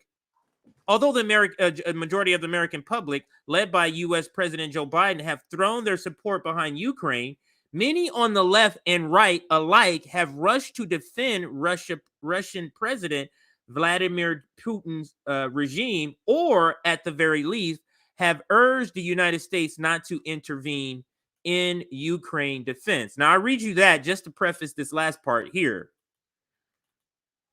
Just this part here. Meanwhile, the luminary of the American intellectual left, Noam Chomsky, have invoked former U.S. President Donald Trump as a model of level-headed geopolitical statesmanship for his opposition to arming Ukraine. Left-wing sources, and I mention it because they actually talk about Democracy Now! In this video, and referencing this video we're watching from Democracy Now!, left-wing sources such as Jacobin, New Left Review, and Democracy Now! Have levied to a party line, held to a party line that blames NATO expansion. So they think Russia's invasion. Yes, they think they're like the far left. So the thing is, Democracy Now!, and I watched quite a few of their segments. I told you guys I've been watching a few different perspectives. Democracy Now! Will just host the alternative point of view. So they repeat Ukraine propaganda, but then they will have Noam Chomsky on, then they will have Glenn Greenwald on, then they will have I saw Vijay Prashad. He was on there. He did a good job debunking the So they will have good guests, but then they will continue to repeat the propaganda. So I don't even know why they even include Democracy Now! They are mad that Democracy Now! Even having debates like these. That's what they're mad about. That's they're really mad about. Someone like Vijay Prashad is enough to say that you're far left. Democracy Now! Coverage on this has not been far left. I see people in the comments roasting them. I think their coverage been better than most. Just because at least they will have the opposing voice on. Like TYT, Majority Report, they're not having these debates on. That's why I try to have nuance. I think Democracy Now! Coverage overall been bad, but they definitely better than most on this issue. Because at least you see these debates here. And that's what I was going to say about Democracy Now! They are terrible. Like them. But they do allow good guests to come on. Yeah. And that's why I still watch for certain things. I go for particular foreign policy. I do use their clips because at least they'll have a debate. At least they'll have a Kashama Sawan, like she's been on there multiple times. Like at least they'll have, Aaron Monte. At least they'll have like somebody like that on the show. And that's why it's not for them at all. It's for their guests. is the Yeah, reason. Carlos, So, let me know how you're doing on time as well. God, this is going a little longer than I planned, but I'm good. I just needed a run. That's all. I'm back. All right, cool. Well, I just not realize. Yeah. Just let us know how you're doing on time, but I definitely want to break down the next part. I just not remember. Go ahead. Respond to the Europe is suffering much more as a result of the continuation of this war, both in terms of its having to redirect its energy sources, much higher inflation than exists here in the United States right now, there are some who view that Europe was dragged into this more by the United States in terms of the way it approached Russia and Putin in terms of Ukraine. Good question. Your response to that and to whether there are differences between how Europe sees this war and the United States? I mean, I think there initially were. I mean, I think we saw the reports that European leaders were actually quite skeptical, as publicly were Ukrainian leaders of the prospect of a Russian invasion. The United States continued to say that the intelligence showed that Russia was preparing for an invasion, that the pieces were being moved into place for this invasion, and they turned out to be right. Mr. McGovern earlier brought up the Iraq War WMD's that had nothing to do with the and Thank you. Certainly, the Biden administration is. I'll let it keep quite going, but I was aware going to point that out. No, you're absolutely right. That he's not answering the question. He's not answering the question. In fact, he pivots and rephrases the question in terms of like, oh, initially they didn't want to pay attention to our intelligence, saying that an invasion was going to take place. That's when they hesitated and were not on board with us. Once that happened, everyone's on board, which is complete bullshit, because you can find Macron on record during a public speech talking about how the United States is not suffering the same kind of impacts because his own citizens are calling him out on that now. And so he has to address the fact that yes, you're right. The United States is not suffering the way that Europe is suffering the consequences of this war. But nevertheless, I would like to come back to the working class issue in regards to this war, because at the end of the day, they are victimizing working class people in Europe and the United States as a cost of this war. Why? Because this is how capitalism saves itself. When capitalism is in crisis, it goes and starts a war somewhere. that is a great point. And I'm still shook that this is the guy that's advising Bernie Sanders. Like, he's not left. Like, he's like, this is so chilling almost that he was advising. Like, he is purposely, like, that's not a left. Like, a person is purposely not answering. That tells me that's why I'm asking the question. Are you have some sort of intelligence background? Like, why aren't you answering just the question directly? Like, if you're, you know what I mean? Go ahead, Nick. And you notice that he repeats every single U.S. approved State Department talking point like a pro. I know. I watched a lot of these segments. I watched a lot of these State Department dudes on MSNBCs. He checking them off. Like, when he asks a question you don't like, if you don't want to respond to it, he's like, no, I'm gonna go to the checklist. This is the guy who was in Bernie Sanders' ear. Right. And we wonder why the NATO left is the way they are. We wonder why Bernie's a Zionist. We wonder why Bernie's friends with Jim Crow Joe.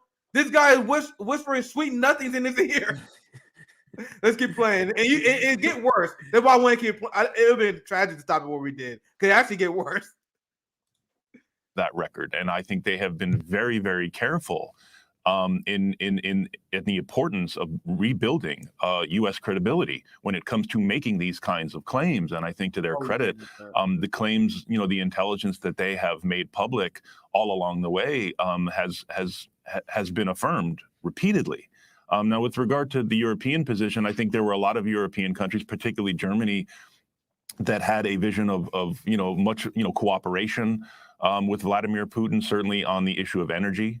But I think European leaders, based on observing Putin's own behavior, have come around to the U.S. view.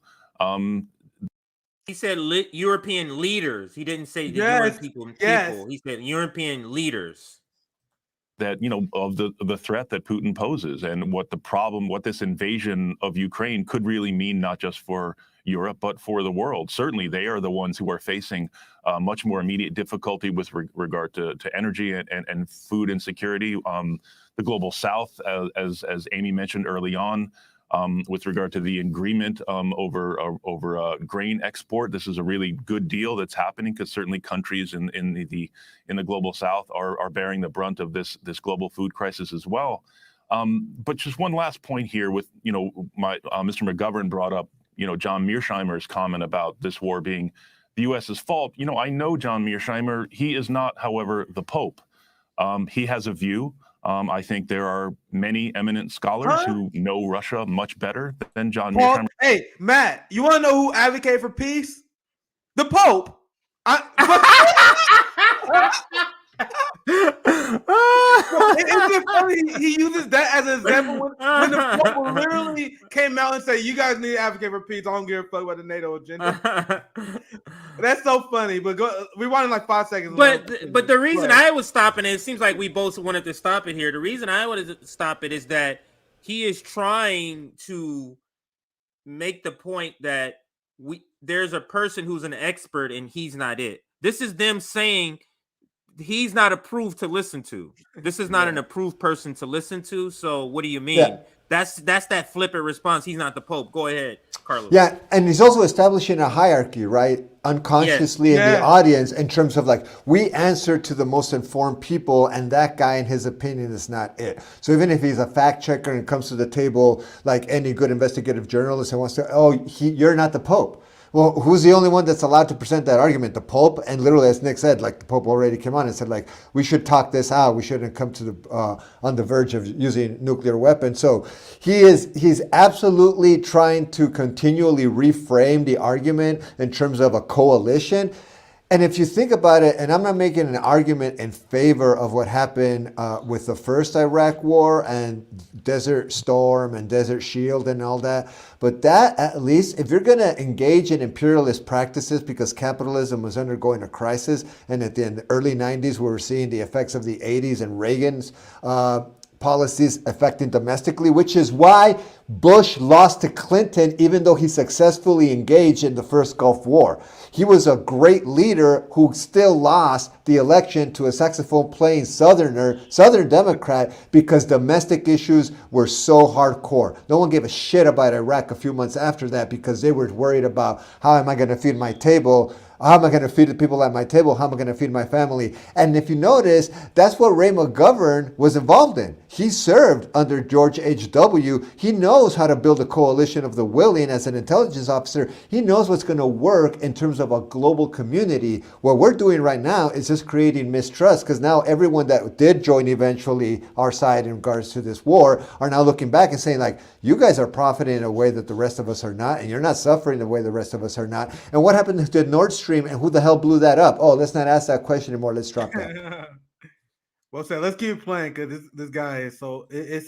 I want to play this for because he reached a new low here, but let's keep playing. Duns who have a very different view of how we got here.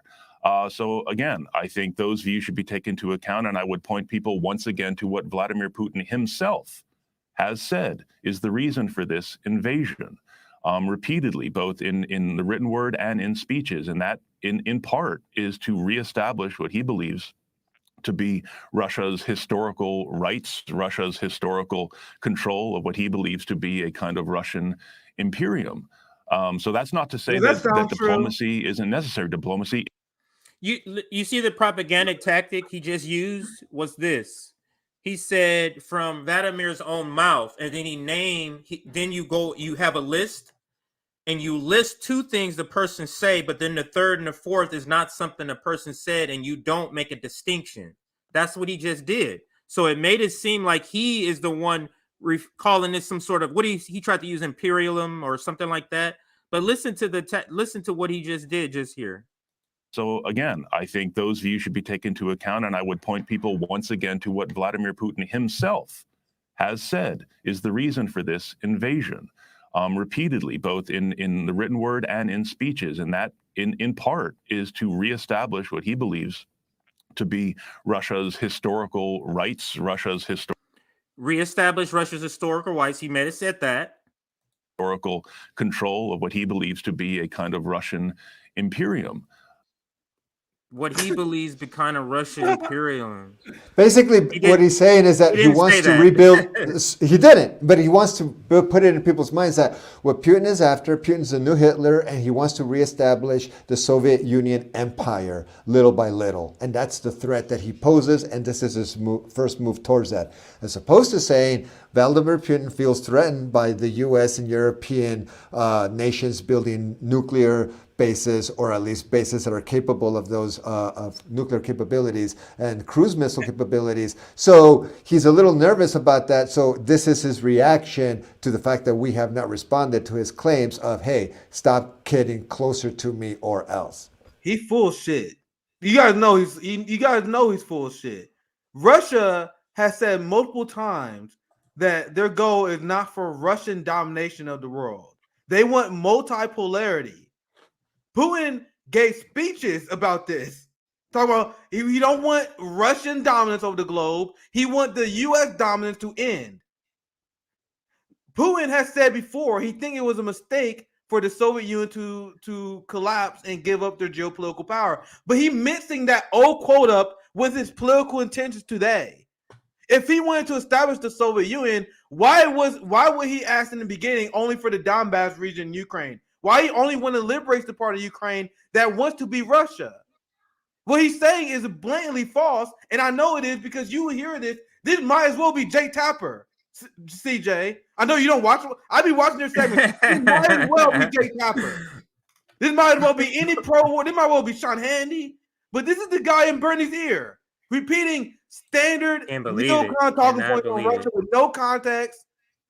No grace given to the Russians. They're evil. He's an evil, calculated man who want to restore the Soviet Union. There's no humanity given to the Russians. This is the message that comes from the NATO left. They are deranged. They think Russians are evil people. But anyway, let's get it playing because it continues to get worse. And Ray, I want to play this part because Ray's response to his bullshit after this is amazing. Spoiler alert, but let's keep playing. If you want, you can write just a little bit, and we can keep playing. I'll let you guys know. Ray's response to this is actually pretty brilliant because this dude is full shit, and I want to at least play that part. But let's keep it going. Amir Does who have a very different view of how we got here. So again, I think those views should be taken into account, and I would point people once again to what Vladimir Putin himself has said is the reason for this invasion. Repeatedly, both in the written word and in speeches, and that in part is to reestablish what he believes to be Russia's historical rights, Russia's historical control of what he believes to be a kind of Russian imperium.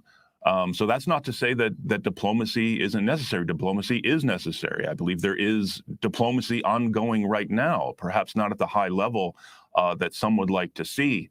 But we know that, the U.S. Defense Secretary Austin has a line open with Russian Defense Minister Shoigu. They have talked multiple times. There's also, contacts and talks going on at lower levels. And I think these are the kinds of things that could lead to greater talks at higher levels at some time down the future. But I think the disagreement is when does that time come? When is it most appropriate? So your intention is to wait until as many Ukrainians die as possible. Your intentions is to wait until weapon manufacturers reap as much profit as political capital allows them to. So we all know how this is going to end. This is not rocket science. Donbass and Eastern Ukraine will be independent or part of Russia. Western Ukraine may stay. If that is the result of this war, you guys, by prolonging it, you guys will only allow more Ukrainians to suffer and die for a geopolitical outcome that we all know is inevitable. He just admitted it. He just admitted that peace will happen. Since peace will happen, why not do it now before people starve in the winter?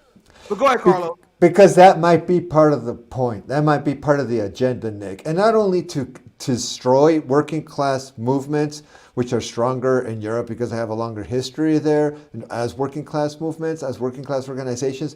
But look at the damage it's doing in this country also to working class people. So at the end of the day, wars hardly ever benefit the working class. As you say, they benefit certain industries like the weapons manufacturing industry, or in this case, this war has a lot to do with energy, as both speakers have already acknowledged. So at the end of the day, I wonder if the extension and the elongation of this war is not only going to cost actual lives in that regard, it's also meant to crush working class power, because in the last couple of years, we've seen a lot of working class organizations emerge, a lot of unionization. And I think that they're paying attention to that. And so at the end of the day, what they want to do, if we create a war, we could destroy working class movements in this country like they did in the 70s during the end of the Vietnam War.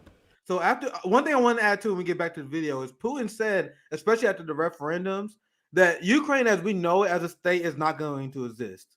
He said that has long since been over after seeing the full NATO infiltration of the Ukrainian state. So the referendums that happen, they're going to stay. Putin said that the Ukraine state that you know is gone. He said he don't even want to take over Ukraine. He said that before. The Ukraine state, as you know, is gone. Liberated areas in eastern Ukraine that want to be Russia, allow them to have the referendums. And the funny thing is, other geopolitical analysts, people who are not to our left, even they will tell you the same thing. They will tell you that if when given their prediction on how this war will end, they will say the areas that want to be Russia will end up being Russia. The areas that want to be Ukraine going to end up being Ukraine. Since we all know that's going to be the result, why are we fighting and allowing Ukraine to die? Why are we allowing Europe to freeze in the winter? Since we all know it's going to end that way. But let's continue with the video. To answer the question is to sell weapons to get people rich. And let's continue the video here. Also, this issue of Europe and energy and Russia, the blowing up of the Nord Stream 1 and 2 pipelines, which the Western press is remarkably uninterested in trying to investigate what actually happened there. And these ludicrous claims, in my view, that Russia would blow up its own $10 billion project of supplying energy to Europe. There you go, Juan. Most Americans would be prepared to believe that, and I would submit that that's a direct result of 6 years' worth of brainwashing, okay? Now, with respect to what Putin has said, now, Matt is free to quote Putin, but not erroneously. Putin spelled out very precisely what the aims of that invasion was. And he said it was a demilitarization and denazification of Ukraine. There was no indication that he sent enough troops in there to take over Kiev. And as a matter of fact, they've been very reluctant to shell the cities until now, until many provocations have happened. So you know, you have to kind of really not do what I call the Giuliani theorem. You recall what he said to that Arizona legislator about corruption in the election. He's on a phone. He says, there's lots of corruption. Well, you got to look at it. It's corrupt. And the legislator said, well, oh, my God, well, sure, we'll look at it. What's the evidence? And Giuliani famously said, well, we have lots of theories, no evidence. Now, I would suggest to Matt that he's got a nice theory there that Putin wants to take over Ukraine and that Putin wants to take over maybe the rest of Europe, like other people say. There's no evidence for that. Now, with respect to the West Germans, the West Europeans, and particularly the Germans, I know the Germans real well. I spent 5 years there. Some of them are my best friends, all right? But they are so subservient to the United States 77 years after the war that it's hard for me to believe they won't stand up on their own 2 feet when, and it's very clear to me, when the US or its allies, UK, blow up Nord Stream 1 and 2. When they're allies, UK. You guys can tell. They ain't got no allies. You guys can tell who's relaxed. You out of the two people here, you guys can tell which one relaxed, who's having fun, and who is confident in their arguments versus the one who is literally reading off a State Department script. Which one sounds like the person who's reading off a script? I wonder why German top officials are in Beijing right now. I wonder if they're ready to bust a move. I wonder if they just grew up the way that Ray is saying they haven't because they're subservient to the U.S. The U.S. is not happy that top German government officials are in China right now. That's a problem. That could destroy the petrodollar. Let's keep the video going. We almost done, so we might as well finish it. Yeah, if their last person that's on there can't believe the United, that's it. That's all she wrote. But let's continue. I mean, hello. So German industry is going to go boom. German people are going to go poof, okay this winter, and German people will they ever act any different than they did in 1933 and stand up on their own two legs and say no? We're not going to abide by that. The Germans had the majority in 1933. There are a majority of German citizens who feel straight away that this is unnecessary.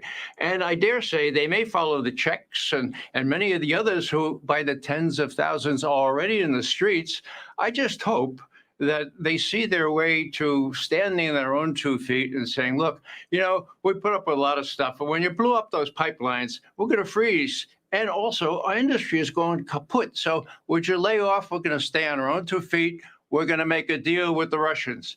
Now, there are reports that the Germans were already talking with the Russians about a deal on energy, on gas supplies, when those pipelines were broken, were sabotaged. So, it's a real sad story in Europe.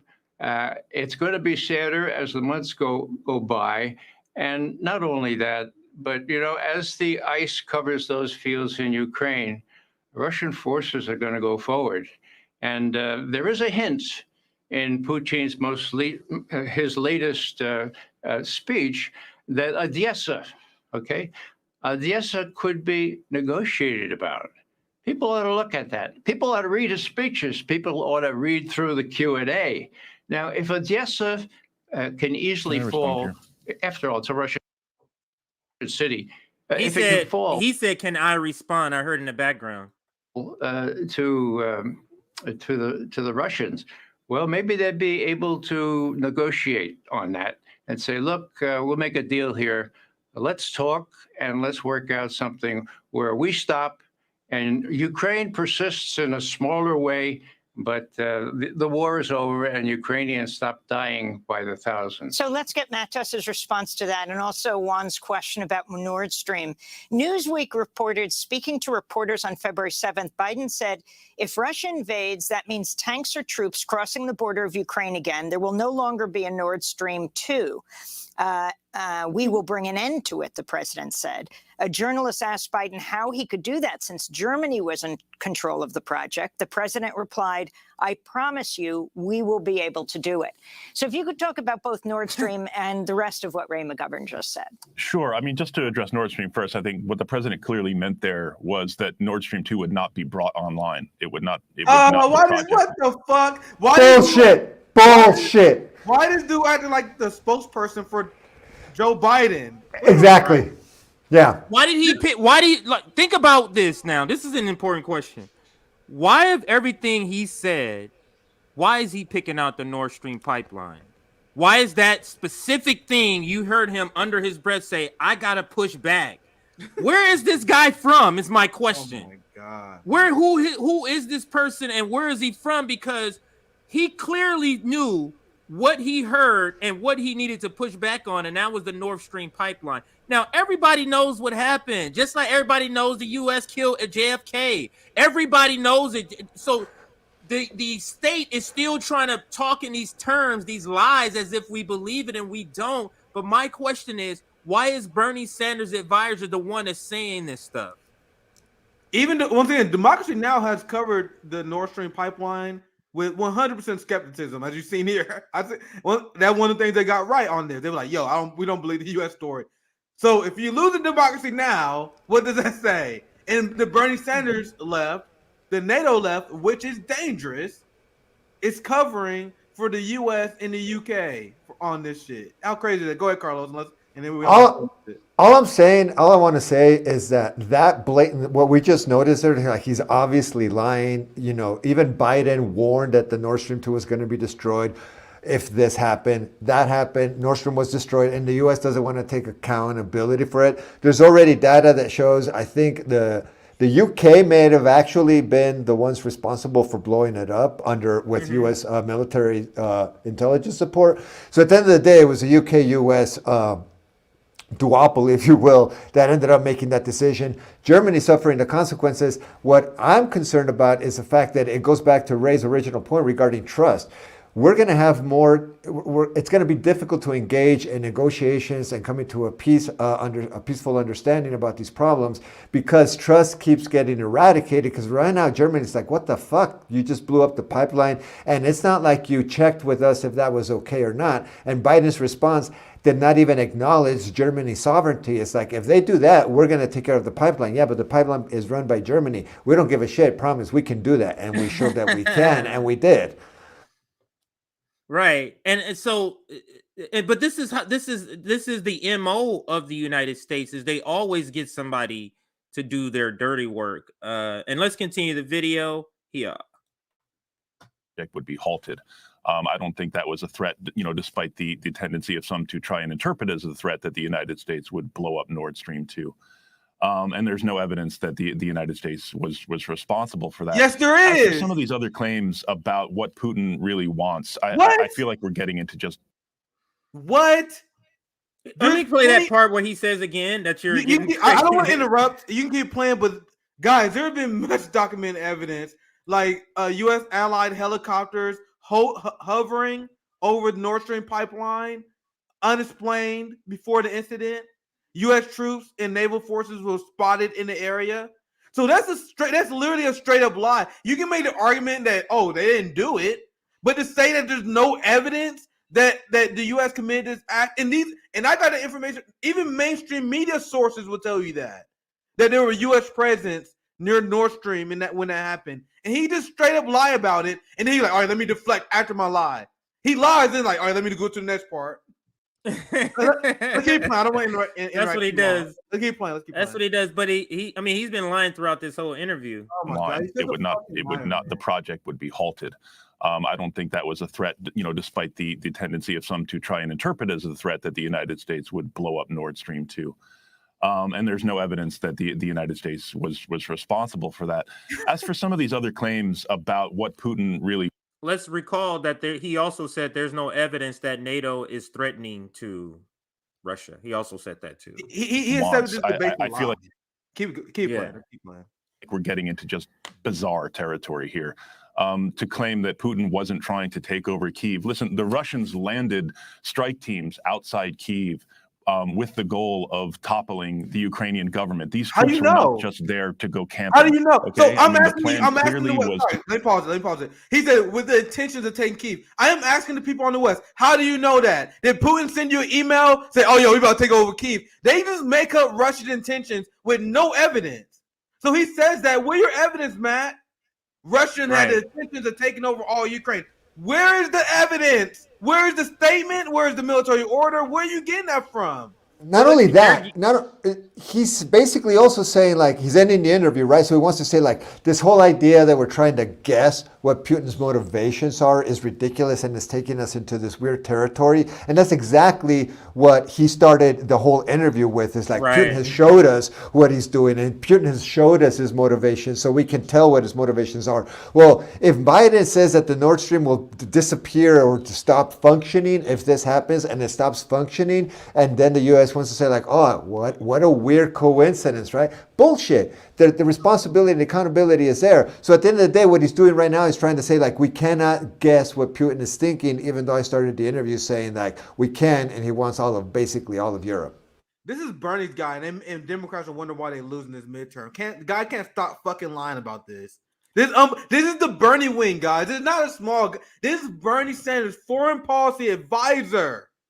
I cannot emphasize that enough. But let's keep playing. This is not like a small deal. This is the NATO left, guys, and this is why we declare war on these people. They're now allies. They're not the best among them. They are our active enemies who trying to escalate war, and they're lying on behalf of the United States. But let's keep it playing. We can finish it. This is way more than I thought. I'm gonna come other segments. I got one more receipt to piggyback off what you're gonna say. I'm done. It's not a video or anything. It's just a little section of an article. But let's play this here. It's only a few seconds. Land forces inside Kyiv to take control of the government. Clearly, Russia miscalculated. They did not send enough troops. They did not have solid enough supply lines to support these troops. But then to turn around and point to Russia's poor planning as somehow evidence that Putin's goals were much more modest, I think is just untenable. It's projection. We can stop it there because he's saying poor planning because he's saying obviously you're going to do the things that we would do. That's what he's saying. He calls poor planning if you don't do the things that us United States imperialist core would do. But let me just read this receipt. I had an April story, but I don't want to do it because I got a lot of receipts and I don't want to like do it injustice. Overdo it. Yeah. No, so, because like, it goes I want to speed through it, but like I don't want to speed through it. I got a good segment planned for it, so I'm gonna plan for maybe our next slide, maybe Nick and CJ. I don't want to like speed through it because I'm getting tired, right? So I'll just scratch my segment. We can do this last one. I'll bounce out. Yeah. Well, this is part of what we're talking about. It's part of the video. So NATO left is dangerous. It speaks to this part and what this guy Matt whatever his name Matt something represent. He's representing the NATO left, and this is a left publication supposedly. And in this article, it's analyzing three types of leftists who oppose the Ukraine war. So neither NATO nor Putin, how the U.S. left is getting Ukraine wrong. And they have these categories, right? So the enemy of my enemy isn't necessarily my friend. That's one category they have. And then they have another category. Oops, I skipped a bunch of them too much. Oh, pro-imperialist progressives. They have that. Then they have the enemy of I swear to God, these people literally just discovered that word, Mira. But anyway, let's keep going. And then the enemy of my enemy isn't necessarily my enemy. And then there's this group, or this is the group we're in. So this is the section I want to read because they talk about the Black Agenda. I see Black Agenda report. What they say about Black Agenda report? They talk about them in a bad way. So let's shit! Hold up, cuz hold up. Hold up. But let's read this section here, and it speaks to the NATO left. So, in this category of people of leftists, they're referring to that are against, and this is how they're describing them. Then there are those on the left who see the world as divided into ill-defined camps, and who regularly view Russia and China as allies in a struggle against U.S. imperialism. These voices have not just downplayed the role that Russia's interests and Putin's government have played in the conflict. They entirely ignore that role. They claim that Russia had no choice but to invade Ukraine. They repeat Russian claims that the Ukrainian government is run by Nazis and that the Russian invasion was at the behest of the people of the Donbass. They insist that the annexation of Crimea was based on a legitimate democratic referendum and that the conflict is exclusively the result of U.S. and NATO aggression. And here's what they talk about the Black Agenda report. So the Black Agenda report, for example, has repeatedly apologized for Russian interventions abroad, including the disastrous role it played in the Syrian civil war, and has gone so far as to argue that the Russian deployment of 150,000 troops in Ukraine should not be called an invasion. Repeating Russian talking points, let me just say this part. Repeating Russian talking points, it claims that these troops are not there for Russia's interests, but are part of a special military operation in order to protect the people in these territories, Donbass and Luhansk. I'll pause there or stop. No, just real quick. I wasn't about to be long, but I'm looking at this article. They're not even trying to debunk what the claim is, and it's the same thing when you read like Aaron Mate or Jimmy Dore Wikipedia page, and it's only bad if you're in their bubble. When they say, "Oh, this person is a conspiracy theorist because he said that this war is because of NATO escalation," and then they move on. Explain why we're wrong. You know, at no point in that article do they explain why their positions are wrong. They just say they're bad because they say this. Yeah, they're bad because they say this. Well, are you going to take any time to debunk what we are saying?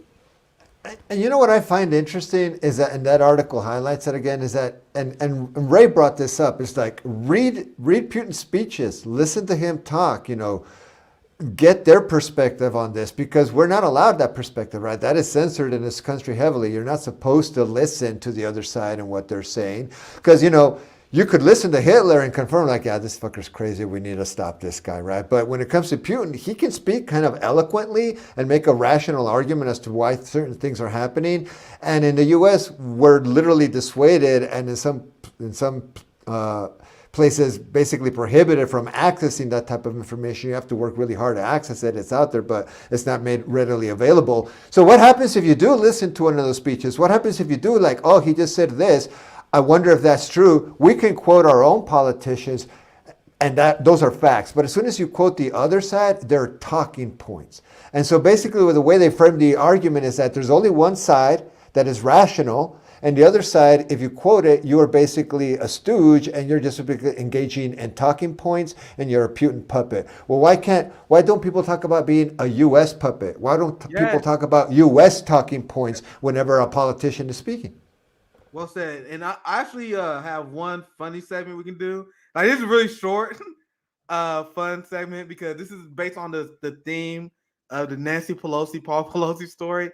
Now, this is not a serious segment. I'll be 100% honest with you guys. This is funny because I came across this clip this morning, and we did a stream of how the working class don't care about the assault on Paul Pelosi. But if he was to watch corporate media, if he was to watch MSNBC, if he was to follow blue check liberal Twitter, you would think that this is the biggest story. They are talking about this as if MLK was assassinated. We did a segment before where someone compared the attack on Paul Pelosi to the struggles of the 1960s and the assassination of MLK. They were having a meltdown on corporate media. So there was this Morning Joe clip that caught my eye, where Morning Joe, Lord. the Joe dude, Lord. this guy has a complete meltdown over the working class not caring enough about Paul Pelosi's and the struggles of the millionaire class. Wait. Before you play it, I'm going to do something, but go ahead. Finish explaining, but I just want to make sure. Don't put it up until... In no way, shape, or form, I'm pretending this is a serious story. I found it because I thought this was funny. That's it. I admit it. So let's watch this video. This is super funny. Wait, before you put it up, hold up. Before you put it up. Go ahead. Yeah, go ahead. Like the video. Yeah. This is a good point to put in. Like the video. I haven't mentioned it in a while, and there's a lot of people here. We got over 500 people here, but we only have 481 likes. Can we push to 525 likes? We could do it easily. We got plenty of people to do it. 525 likes. Also, if you're watching this on replay and wish you were here live, or you're watching it, you just got here live when we're 2 hours into it, join our Substack and you get notifications 30 minutes from 30 minutes to 2 hours before our live streams. And you also get notifications when we do our clips. So when we cut clips up from this segment or from this stream, we'll notify you by our Substack. But join our Substack, like our stream, get us to 525 likes. And Nick, let's do this fun segment. The Nancy Pelosi attack. This meltdown by Joe Scarborough. Well, why won't we think about the millionaire class? I thought this is funny. And, you know, yeah, Mitch McConnell spoke out about it, but not many others spoke out about it, Adrian. And you look at the clip of Nancy Pelosi after Steve Scalise. Yep. I got to say this. Cover the kids' ears. I'm so sick and tired of this bullshit about, oh, but what about Steve Scalise? Nancy Pelosi was practically in tears after Steve Scalise was shot. And she said, we're all one family. There is no humanity in the Republic. We're all one family. So you guys are saying the quiet part out loud now? I thought that part was interesting, where Nancy Pelosi after that shooting was, come on, we are a family. We're one part of the ruling class. And Joe's showing that class loyalty here. I'll play that part again. Steve Scalise was shot. And she said, we're all one family. There is no humanity in the Republican Party. No humanity at all. And this has proven it. Where are these people? Yeah. They're mocking Paul Pelosi. By the way, the same people who in prime time mocked police officers who wept. Yeah. Mocking Paul Pelosi and police officers. They want to support. You see the line where Joe draws up? They're mocking the most powerful people in our society and their fascist enforcers. All right, can I make this funny segment a little bit dark and serious, just for a second? And I'm not advocating any of this, but I want to give a shout out to a friend of mine, Cesar. Back when we were in school starting out, he was a history major, and we've been having these conversations about American empire for decades at this point. And so he told me, he's like, dude, they were studying the fall of the Roman Empire, and he goes, the first symptoms that the empire, because I was arguing, oh, this empire is about to fall. He's like, dude, this empire is not about to fall. It's very healthy right now. But the signs that an empire is about to fall is when people start to attack their local politicians, their local judges, the people that are accessible to them, that is when the distrust is showing to the extent that they want to literally, physically overthrow these people. We're starting to see that, and that's why Morning Joe is so vocal and emotional about this, because he belongs to that club. He belongs to that party. He belongs to that we're one family, that one family that wants to protect itself. And that family has been under attack now by who? The people. The real people on the streets, showing up at politicians' homes, showing up at Supreme Court judges' homes. And what happens? Politicians and pundits come out and say, that is not civil. Yeah. That is uncivil. That's Obama. That's not what we do. That's not how we do it. Why don't you go vote and express yourself that way? And it's like, we know that the vote is worth shit in this country. So at the end of the day, direct action seems to get more done. And that's what that guy did when he went to the Pelosi house. And this is, in case people aren't aware of this, the Secret Service had the cameras on the Pelosi house. There's footage of the guy walking in. It says that nobody was watching the fucking screen because no one gave a shit. Even people within the government are exhausted of taking care of and coddling the 1% class to the point that they're not even watching the cameras whether or not someone breaks in. And if someone was watching that camera, they decided to take a very convenient bathroom break. They've been smearing anyone who asks questions about the very shaky story they were telling us. This guy, CJ, just got checked out of the hospital. They say he about to get checked out of the hospital. Old man, 82 years old, hit in the head with the hammer multiple times. And you guys are telling me he's okay. So and this is a great point. And I'm gonna get to the let me finish the meltdown part. Because Carlos actually makes a great point. Oh, this is part of it. This is that video. What you're talking about. It discusses a different story of what happened, and now you can't find this video on MSNBC's website anymore. Let's get to that next. So I'll play that. Yeah, I'll play that. Yeah, I'm gonna show the meltdown from Joe just one more time. Cause we didn't finish all of it. It's like the 90-second meltdown. But Carlos, you brought up a good point, because Morning Joe is doing this segment for a reason. They doing it because they want to instill loyalty and obedience to the working class. They saw everyone mocking the Paul Pelosi story, and they want to paint it as only a right thing. But guys, check out Black Twitter and see our reactions to that story. RBN was a small pool, a small drop of an ocean full of Black Twitter that was laughing at this moment. So Joe goes on MSNBC and does this meltdown. Why can't you guys respect Paul Pelosi? And they smear anyone who questions the narrative, because that's a power move.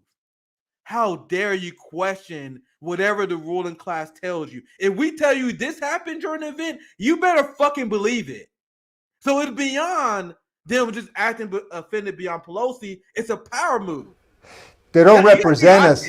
That's how I think. No, Nick, you're right. They're showing their colors. They don't represent us. They're there to discipline us.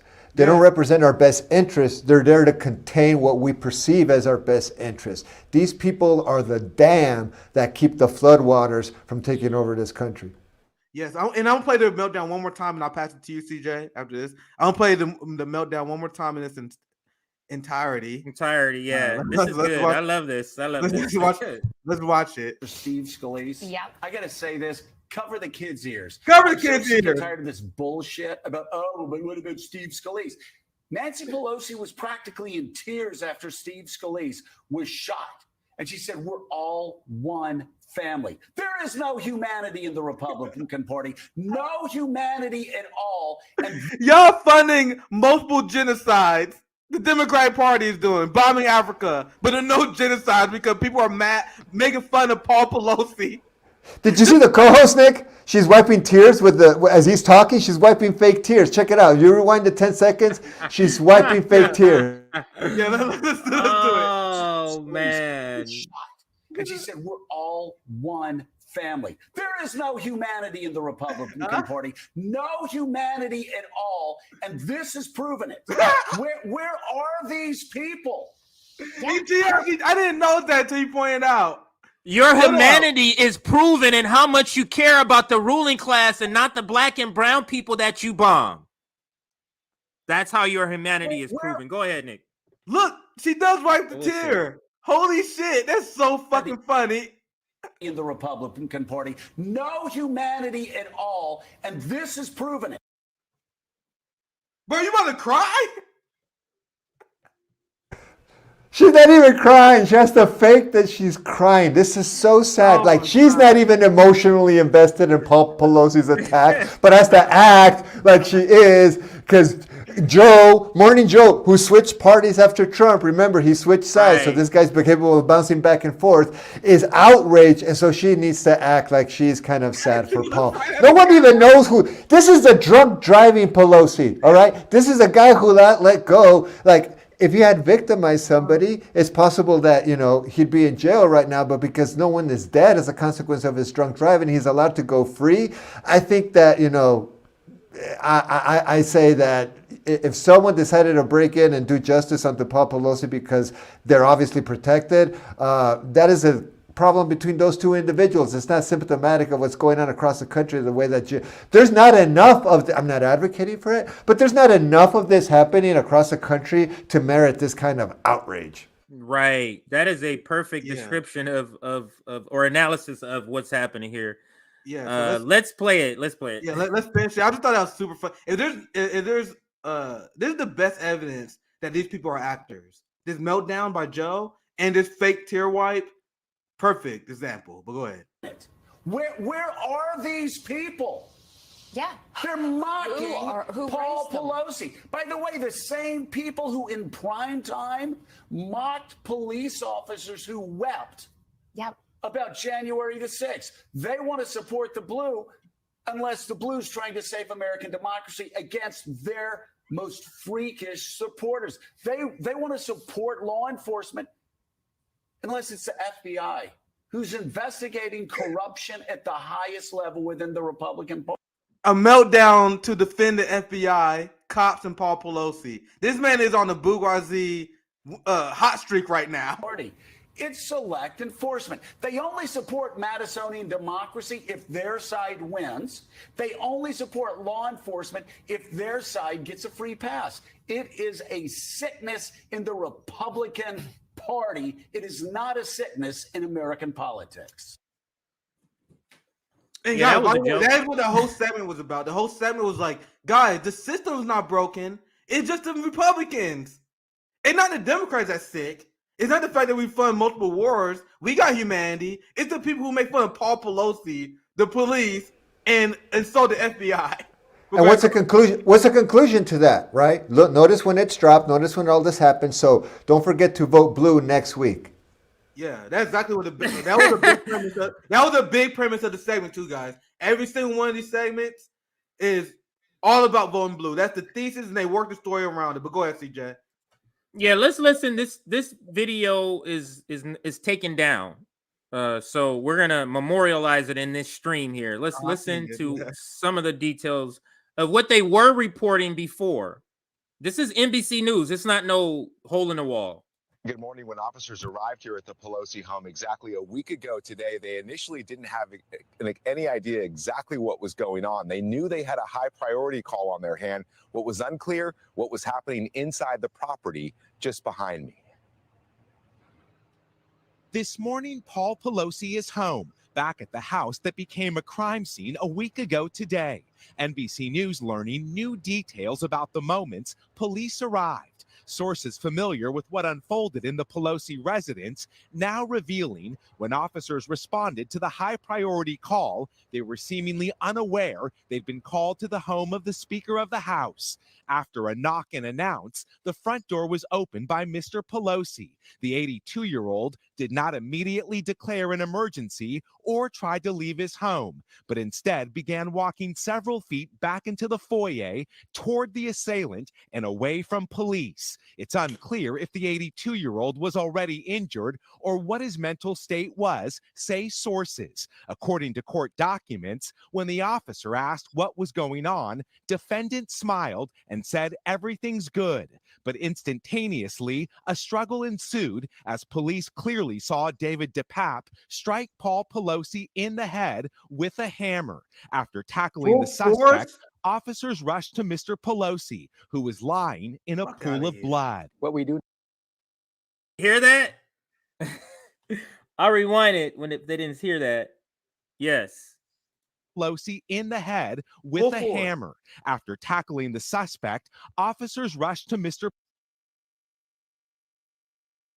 The court documents, when the officer asked what was going on, defendant smiled and said everything's good. But instantaneously, a struggle ensued as police clearly saw David DePape strike Paul Pelosi in the head with a hammer.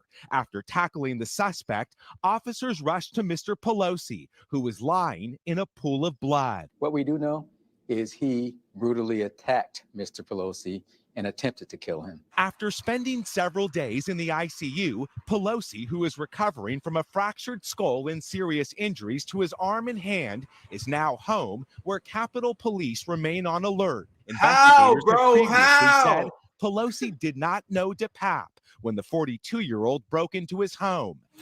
Why Pelosi didn't try to flee or tell responding officers he was in distress is unclear. Fear takes over. Fear freezes people. This morning, the 82-year-old lucky to be alive after an intruder nearly killed him in his own home. Law enforcement officials tell us the bottom line here is this was a terrifying situation. We still don't know exactly what unfolded between Mr. Pelosi and the suspect for the 30 minutes they were alone inside that house before police arrived. Officials who are investigating this matter would not go into further details about these new details. They deleted this. They deleted this video. People investigating the matter will not go into these new details, is what he just said. People investigating the matter will not go into these new details. And I'll just read what this person wrote. I don't know who this is. This could be a bad actor, or a right-winger, or whatever. Oh, it says editor, host, Fourth Watch newsletter podcast. So CNN, The Blaze. So yeah, he's obviously right-winger, but he is on TV, NBC, CNN.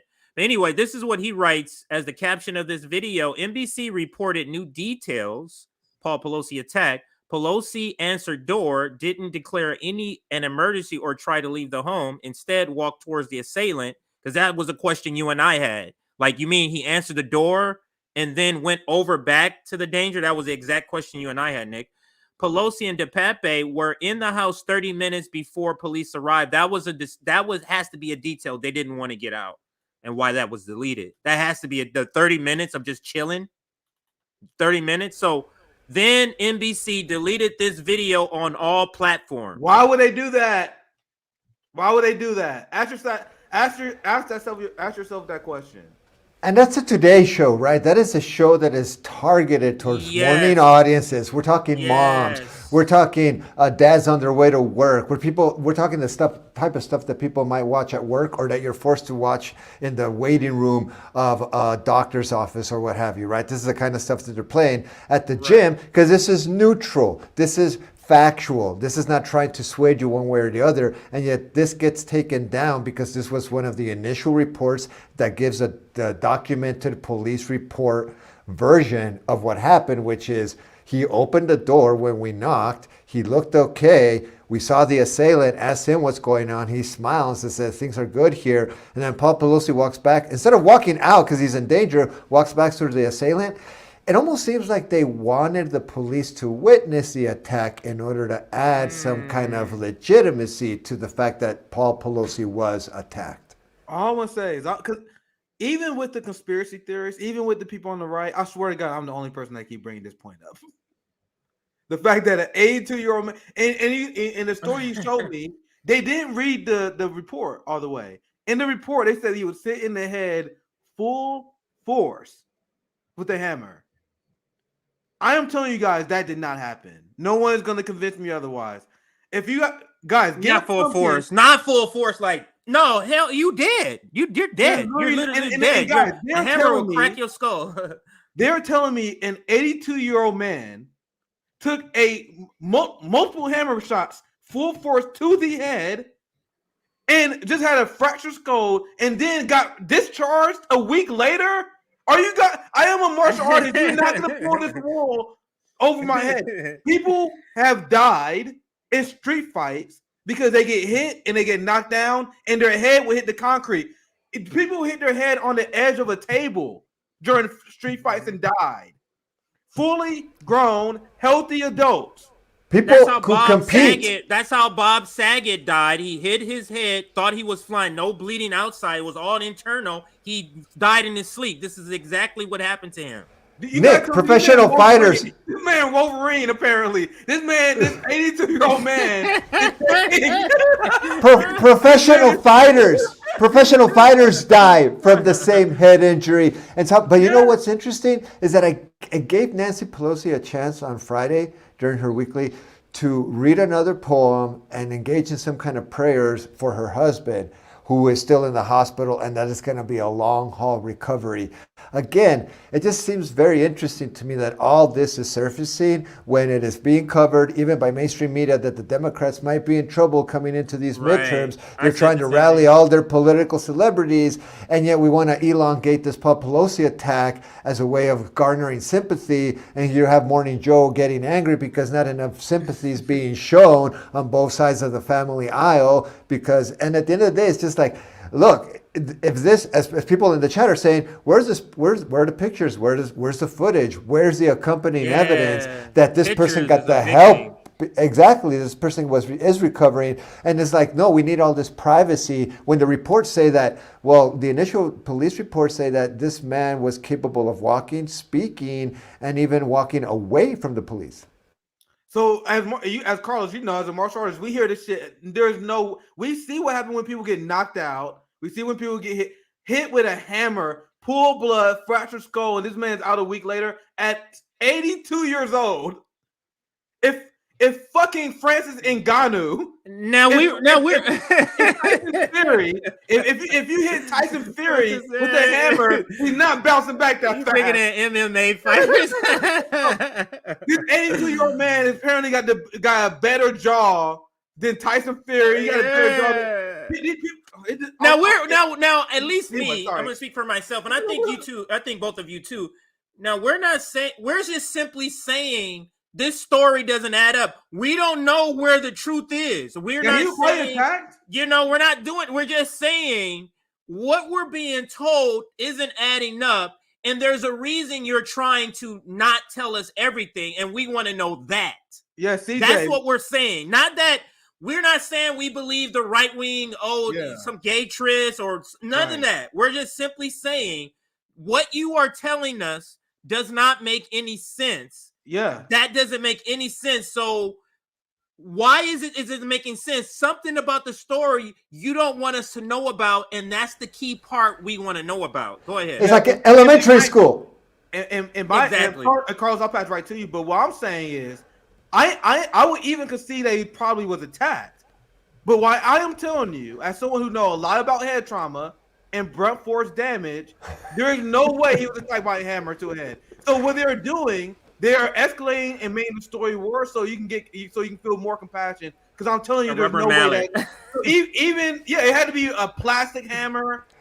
So they are lying about that, so you'd be more sympathetic. So he maybe was attacked. No, it could be that, yeah. So that's what the fact. But there's no way he was hit with a hammer. He probably was pushed down. He probably scuffed with his head against a wall. There's no way this man got hit with a hammer multiple times. This is not Marvel. Y'all motherfuckers watch movies. When Thor hits someone with a hammer, they see someone get up. You think that's how it happens in real life? No, that's not how. No, you gotta see Fast and Furious. You gotta see them fight with crowbars, get hit with the head, and they keep going. You guys think it's realistic, guys? I know a lot about combat. Carlos will tell you too. Concussions and trauma to the head is serious shit.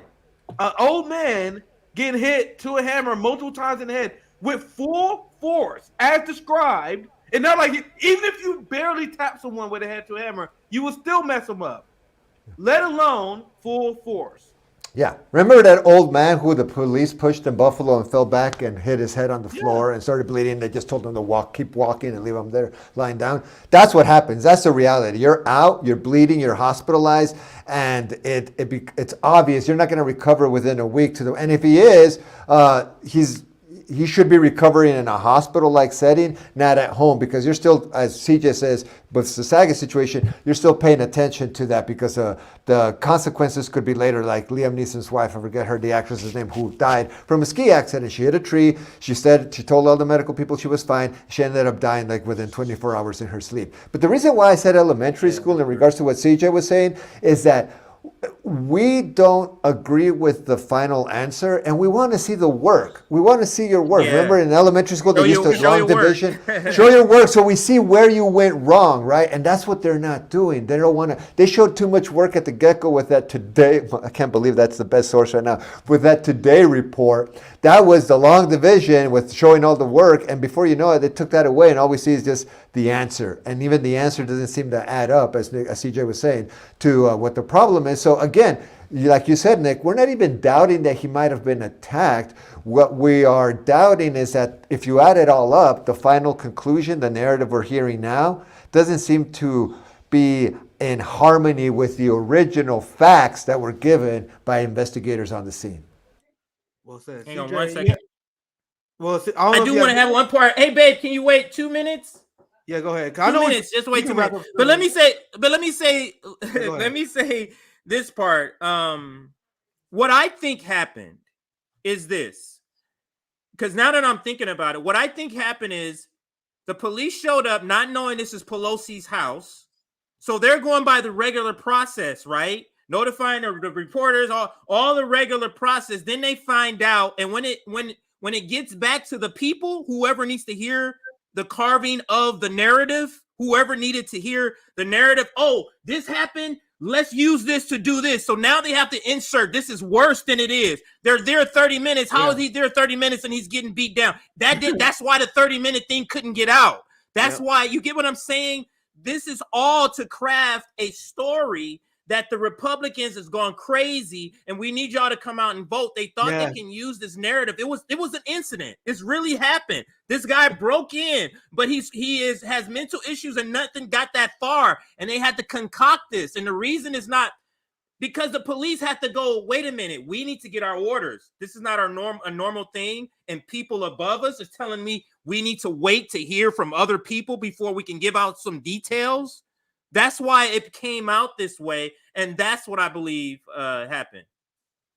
Yeah, well said, CJ. So I don't know if you had another story. I got to head out. We 3 hours in. And Carlos, you spent a lot of time with us today. I appreciate you hanging in there with us. Always great to have you on, Carlos. Where can they find Always a pleasure. Everyone was at Twitter.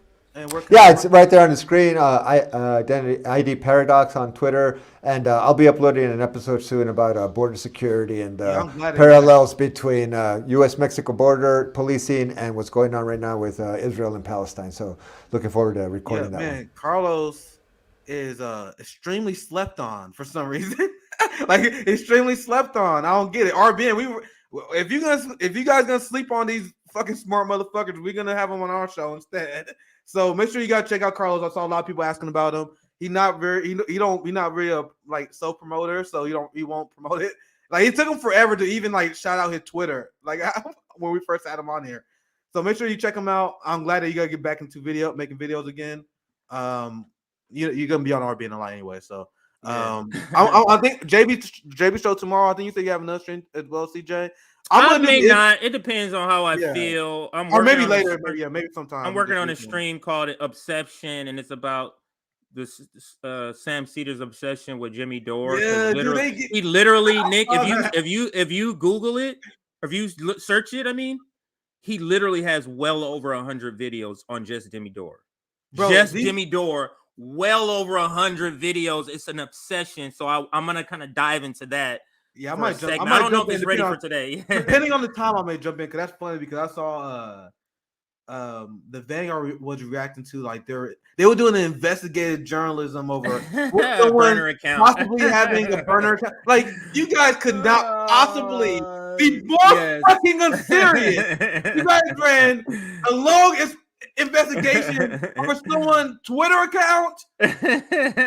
Oh my god! I saw that just in passing. I was like, God, you guys are so pathetic. So that you guys see, we doing 3-hour streams debunking neocons.